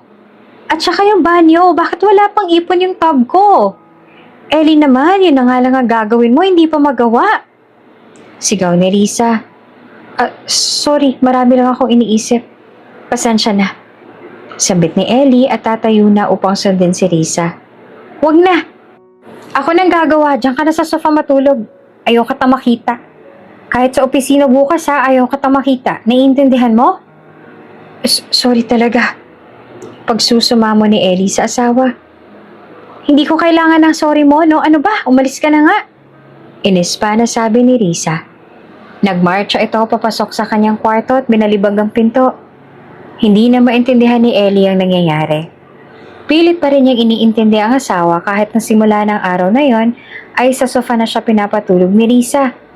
Magkasama nga sila sa iisang bubong ngunit diretso sa kwarto lang ni Risa pag uwi nito. At tuwing magkakasalubong sila ay hindi siya pinapansin ni Risa. Hindi na alam ni Ellie ang dapat niyang gawin. Madalas na siyang maluha tuwing gabi dahil sa mga nangyayari. Nahihirapan na siya ngunit mahal pa rin niya si Risa. Sir, sinend ko na po sa email niyo lahat. Wika ng isang lalaki sa kabilang linya. Sige, saan ba yung account number mo at i-transfer ko ng bayad? Maraming salamat. Huwag na sanang malaman ito ni Lolo. Paalala ni Ellie sa kausap. Opo sir, makakaasa po kayo. Tugon ng lalaki at binaba na ang telepono. Sakto at break time. Mag-isa lang noon si Ellie sa kantin at kumakain ng tanghalian. Habang kumakain ay binuksan niya ang email sa kanyang cellphone. Unang pahina pa lamang ang kanyang nababasa ay nawala na siya ng ganang kumain. Totoong kasal na ang Herald na yon? Alam ba to ni Risa na sumisira siya ng pamilya? Kailangan ko siyang iligtas. Kailangan ko siyang ilayo sa kahihiyan. Wika ni Ellie sa aking sarili. Kinagabihan ay hinintay ni Ellie si Risa na makauwi. Sinabi nitong may dapat silang pag-usapan. Ano na naman yon? Iritabeng tanong ni Risa. Nakaupo ito sa tapat ng sofa nakaharap ni Ellie. Nakadikwatro at nakahalukip-kip. Alam mo bang may asawa ni si Sir Herald? Siwalat ni Ellie. Biglang humigpit ang hawak ni Risa sa kanyang braso. Hindi niya alam na may asawa na si Herald na siyang kinagulat niya. Ngunit wala siyang pakialam. Alam niya sa kanyang sarili na mahal siya ni Herald. Maraming beses nang may nangyari sa kanila kaya alam niyang humaling na sa kanya ang kanyang boss. And so, matapang na sabi ni Risa, ako ang mahal niya. For sure, pag pinili ko siya, ako ang pipiliin niya. Risa, ayos ka lang. Sumisira ka ng pamilya. May 3 anak na si Sir Herald. Disenteng pamilya ang meron sila. Maaati mo bang sirain yun? At saan mo naman nalaman yan? Sa mga chismosang palaka sa office. Nahahawa ka na ba sa pagiging marites nila? My gosh, Ellie. Huwag mo sabihin pinaimbestigahan mo si Sir. Sarkasikong sabi pa ni Risa. Oo, tama ka. Pina-background check ko siya. Kaya nalaman ko ang lahat ng yon. Tumawa ng kay lakas si Risa. Okay ka lang? Isang hamak na janitor at magsasaka? Magpapaimbestiga? Aba, napasobra na ata ng muriatic acid na nasingkot mo kakalinis mo ng CR. Hay nako, Ellie. Isa lang masasabi ko. Wala akong pakialam sa'yo o sa sinasabi nila. Basta kami ni Herald, masaya at nagmamahalan. Nagmamahalan? Pero paano ako? Hindi ba't asawa mo ako? Tumulo na ang mga luha ni Ellie sa sakit na kanyang nararamdaman. Ikaw? Mamahalin ko? No way! Huwag kang mag-ilusyon. Magsasaka ka lang tapos ngayon janitor pa. Ano ko? Nababaliw na mga ngarap na maging asawa at mamahalin ng isang tulad mo. Elliot, para sabihin ko sa'yo, mana lang ng lolo ko ang habol ko kaya ako napilitang magpakasal sa'yo. Pero mahalin ka? Hindi mangyayari yun. Mariing sabi ni Risa na nakapagpawasak sa damdamin ni Ellie. Magdamag na hindi makatulog si Ellie. Labis siyang nasaktan sa mga sinabi ni Risa. Tila bumangga siya sa pader at nagising sa katotohanan na ang lahat ng nangyayari ay isang malaking palabas lamang. Isang ilusyon na gawa lang ng kanyang isipan. Siya ang punot dulo ng lahat. Siya ang naglagay sa kanyang sarili sa ganitong sitwasyon. Siya lang ang nagmamahal at siya lang ang umaasa. Kaya naman ang gabi rin yon ay umalis si Ellie. Nagmaneho pabalik ng probinsya. Habang nasa daan ay siya ring paglalakbay ng kanyang isipan. Binabalik-balikan ng mga nakaraan. Kung paano niya nagustuhan si Risa nung una niyang makita ito sa restaurant ni Arturo. Ang mga ngiti at tawa nito na napapaniginipan niya mula noon. Ang kanyang first love na siya rin gusto niyang maging last. Ngunit dahil sa mga nangyayari ay mukhang hindi na matutupad. Naguguluhan si Ellie sa mga nangyayari. Bakit ito nangyayari sa kanya gayong wala naman siyang sinaktan na babae? Niloko at inagrabyado. Wagas sa tunay ang kanyang pagmamahal. Ngunit bakit siya pa rin ang nasasaktan? Apo, oras na ng gabi, bakit bigla naman atang pag-uwi mo? Ayos ka lang ba? Tanong ni Leon sa apo. Lo, bakit po ganon? Bakit hindi ako kayang mahalin ng taong mahal ko? Tanong ni Ellie habang nakatitig sa mga mata ng kanyang lolo at lumuluha. Nadurog ang puso ni Leon na makita ang apo sa ganitong sitwasyon. Ngunit hindi nila kakampi ang tadhana. Hindi nila pwedeng baguhin ang nararamdaman ng bawat tao upang bigyang daan ang kanilang kagustuhan. Apo, ang pag-ibig hindi sa lahat ng oras ay masaya. Parang pagtatanim lang ng palayan. Kailangan maganda ang lupa, inaalagaan, matibay ang pundasyon, malusog ang binhi. Hindi basta-bastang pinapabayaan lang. Dapat magandang irigasyon at tama lang ang klima. Minsan, dumadapa ang palay dahil sa bagyo. Minsan naman natutuyo dahil sa init. Lahat ng sobra, lahat ng kulang nakakasama. Pero pag nagtiyaga ka at alam mong binigay mo ang lahat, aani ka rin ng sapat na palay. Uwi ka ni Leon. Ginawa ko naman po lahat, Lolo. Pinagsumikapan ko ang lahat. Binaba ko ang estado ng buhay ko para sa kanya. Kulang pa rin ba? Daing ng apo nito. May mali ba sa akin? May kulang pa ba sa ginagawa ko? Sabihin niyo sa akin, Lo, ano ba yun? Gagawin ko ho, mahalin niya lang ako. Nahabag naman si Leon sa kanyang apo. Napailing na lamang si Leon. Hindi apo, sobra-sobrang binigay mo. Pero kasi apo, hindi tamang binhi ang pilit mong tinatanim sa lupa mo. Sa totoo lang, nasasaktan ako dahil alam kong hindi ka mahal ang babaeng gusto mo.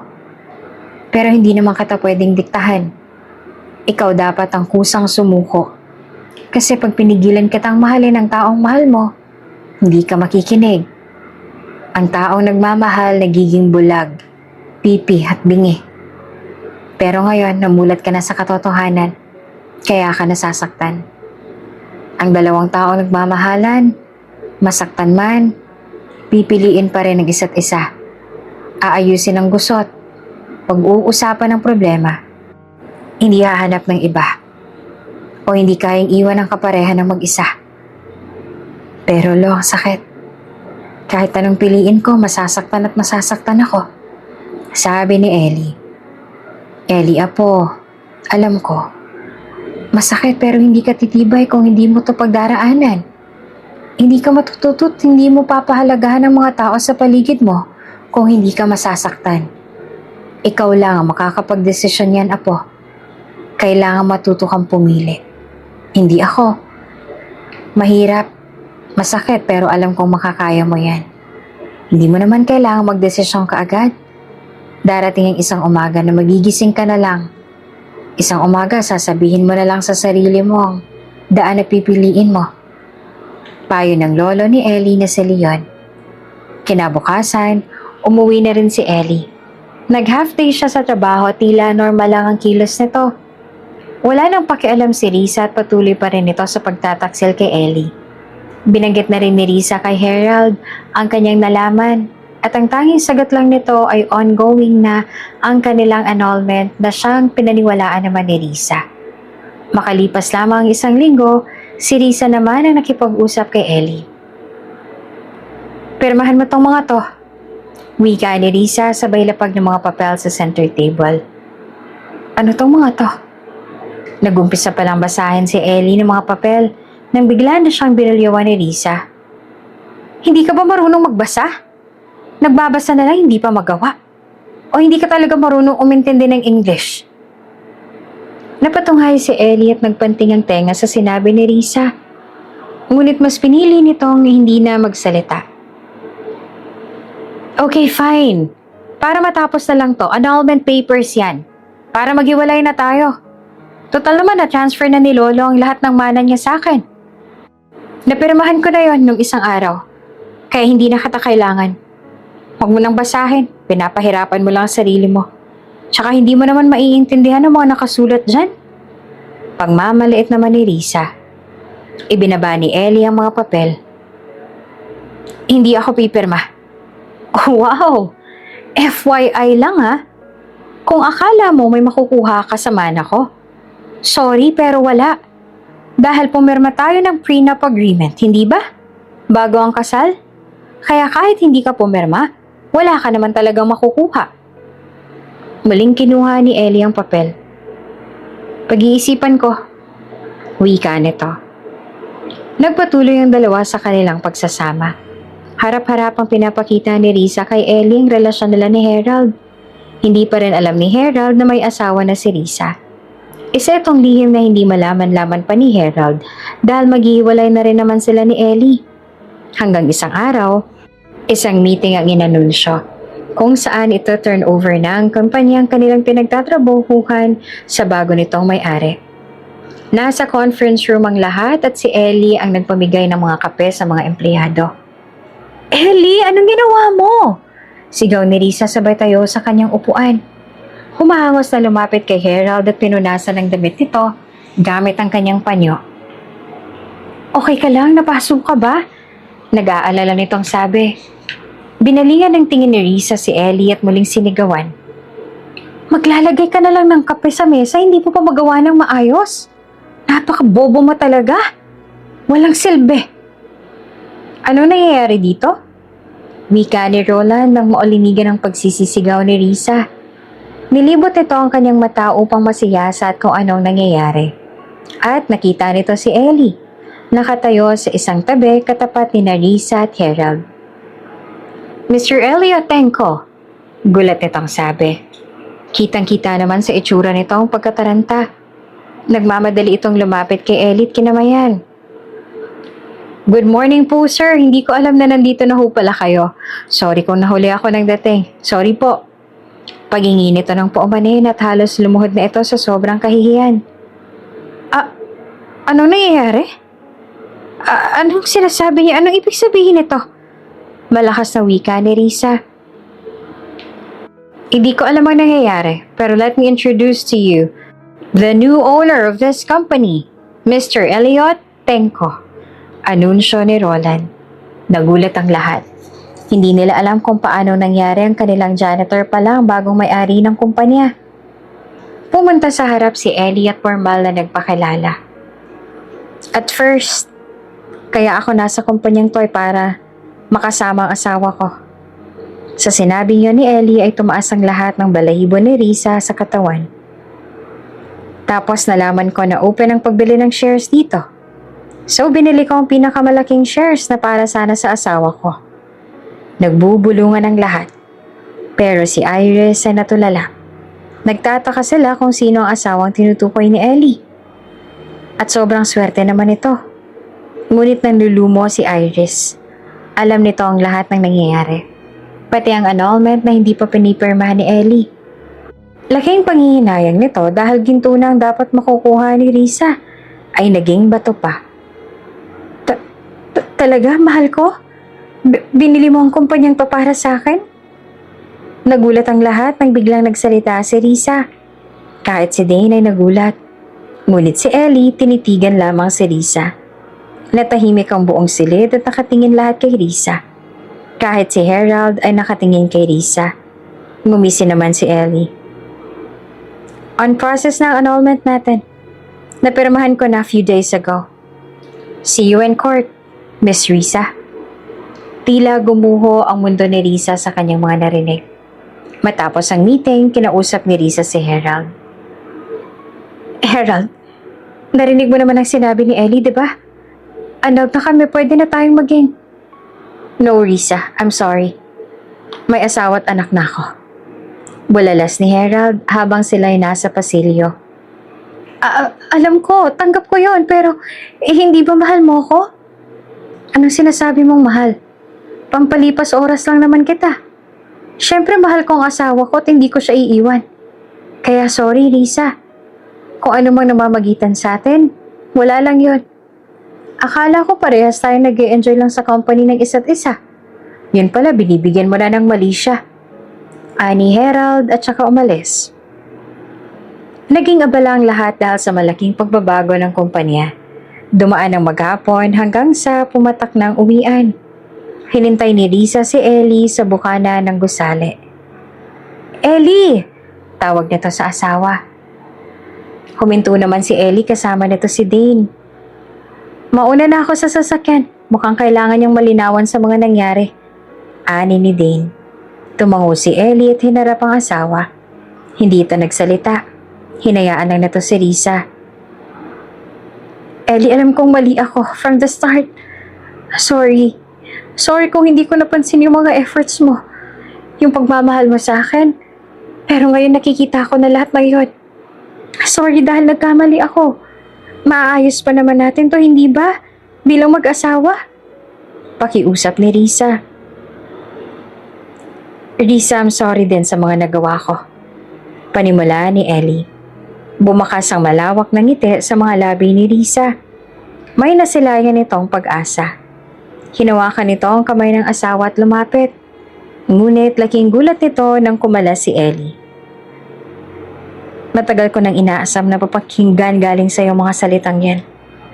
Pero Risa, huli na ang lahat. Patawarin mo ako kung pinagsiksikan ko sa iyo ang sarili ko. Ngayon malaya ka na. Pinapakawala na kita. Sambit ni Ellie. Pwede mo nang mahalin ang kahit sino. Hindi na kita guguluhin. Ikaw at si Lolo Arturo. Natulala naman si Risa at nakita niya na lang si Ellie na palabasan ng pinto at iniwan na siyang mag-isa. Isang taon ang lumipas, naglalakad si Dane suot ang magarang trahe de boda. Nasa harapan si Ellie. Pinipigilan ang pagpatak ng kanyang mga luha. Hindi ko akalain na mangyayari ang lahat ng to. Pagkatapos ng lahat. Wika ni Ellie. Salamat, Ellie. Dahil pinagkatiwala mo sa akin si Dane. Pangako, mamahalin at iingatan ko siya. Habang buhay. Hanggang sa kabilang buhay. Pangako naman ni Ben. Alam kong tutuparin mo yon, Ben. At alam kong ikaw lamang ang tamang lalaki para sa best friend ko. Ani naman ni Ellie. Matapos ang lahat, manatiling magkaibigan ang dalawa. Naging daan ang sagutan ni na Ellie at Dane upang makita ni Dane ang nag-uumapaw na pagmamahal ni Ben para sa kanya. Ang malawak na pang-intindi at tiwala. Napagtanto ni Dane na sa kabila ng lahat ay kaibigan lang talaga ang nararamdaman niya kay Ellie. Tulad ni Ellie, masyado niya lang tinuon ang mundo niya kay Ellie noon at hindi nakita ang mas magandang mundo sa likod nito. At hindi naglaon ay nagpakasal na nga ang dalawa at si Ellie ang naging best man ni Ben.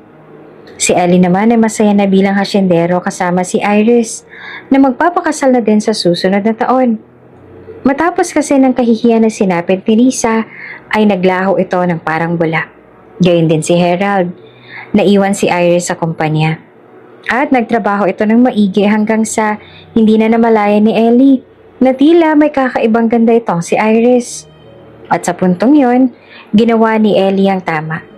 Niligawan, sinuyo, at ipinakilala ang tunay niyang sarili kay Iris. At bilang ganti ni Iris sa pagmamahal na ipinakita ni Ellie, tinanggap niya ito, kahit na lumusong sila sa putik. Sumakay si L300 na paborito nitong sasakyan at tumira sa bahay na walang wifi.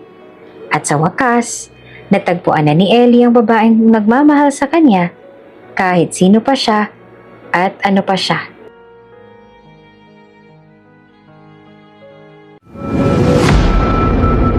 Bago ka pa lang sa channel na ito, Ate Jane TV, huwag kalimutang pindutin ang notification bell and subscribe button. Sana po hindi naman malaking abala sa inyo ang pagpindot ng subscribe button dahil ang kapalit po nito ay ang pagsuporta para makapag-produce ng mga libreng stories sa mga channels ni Ate Jane. Maraming salamat!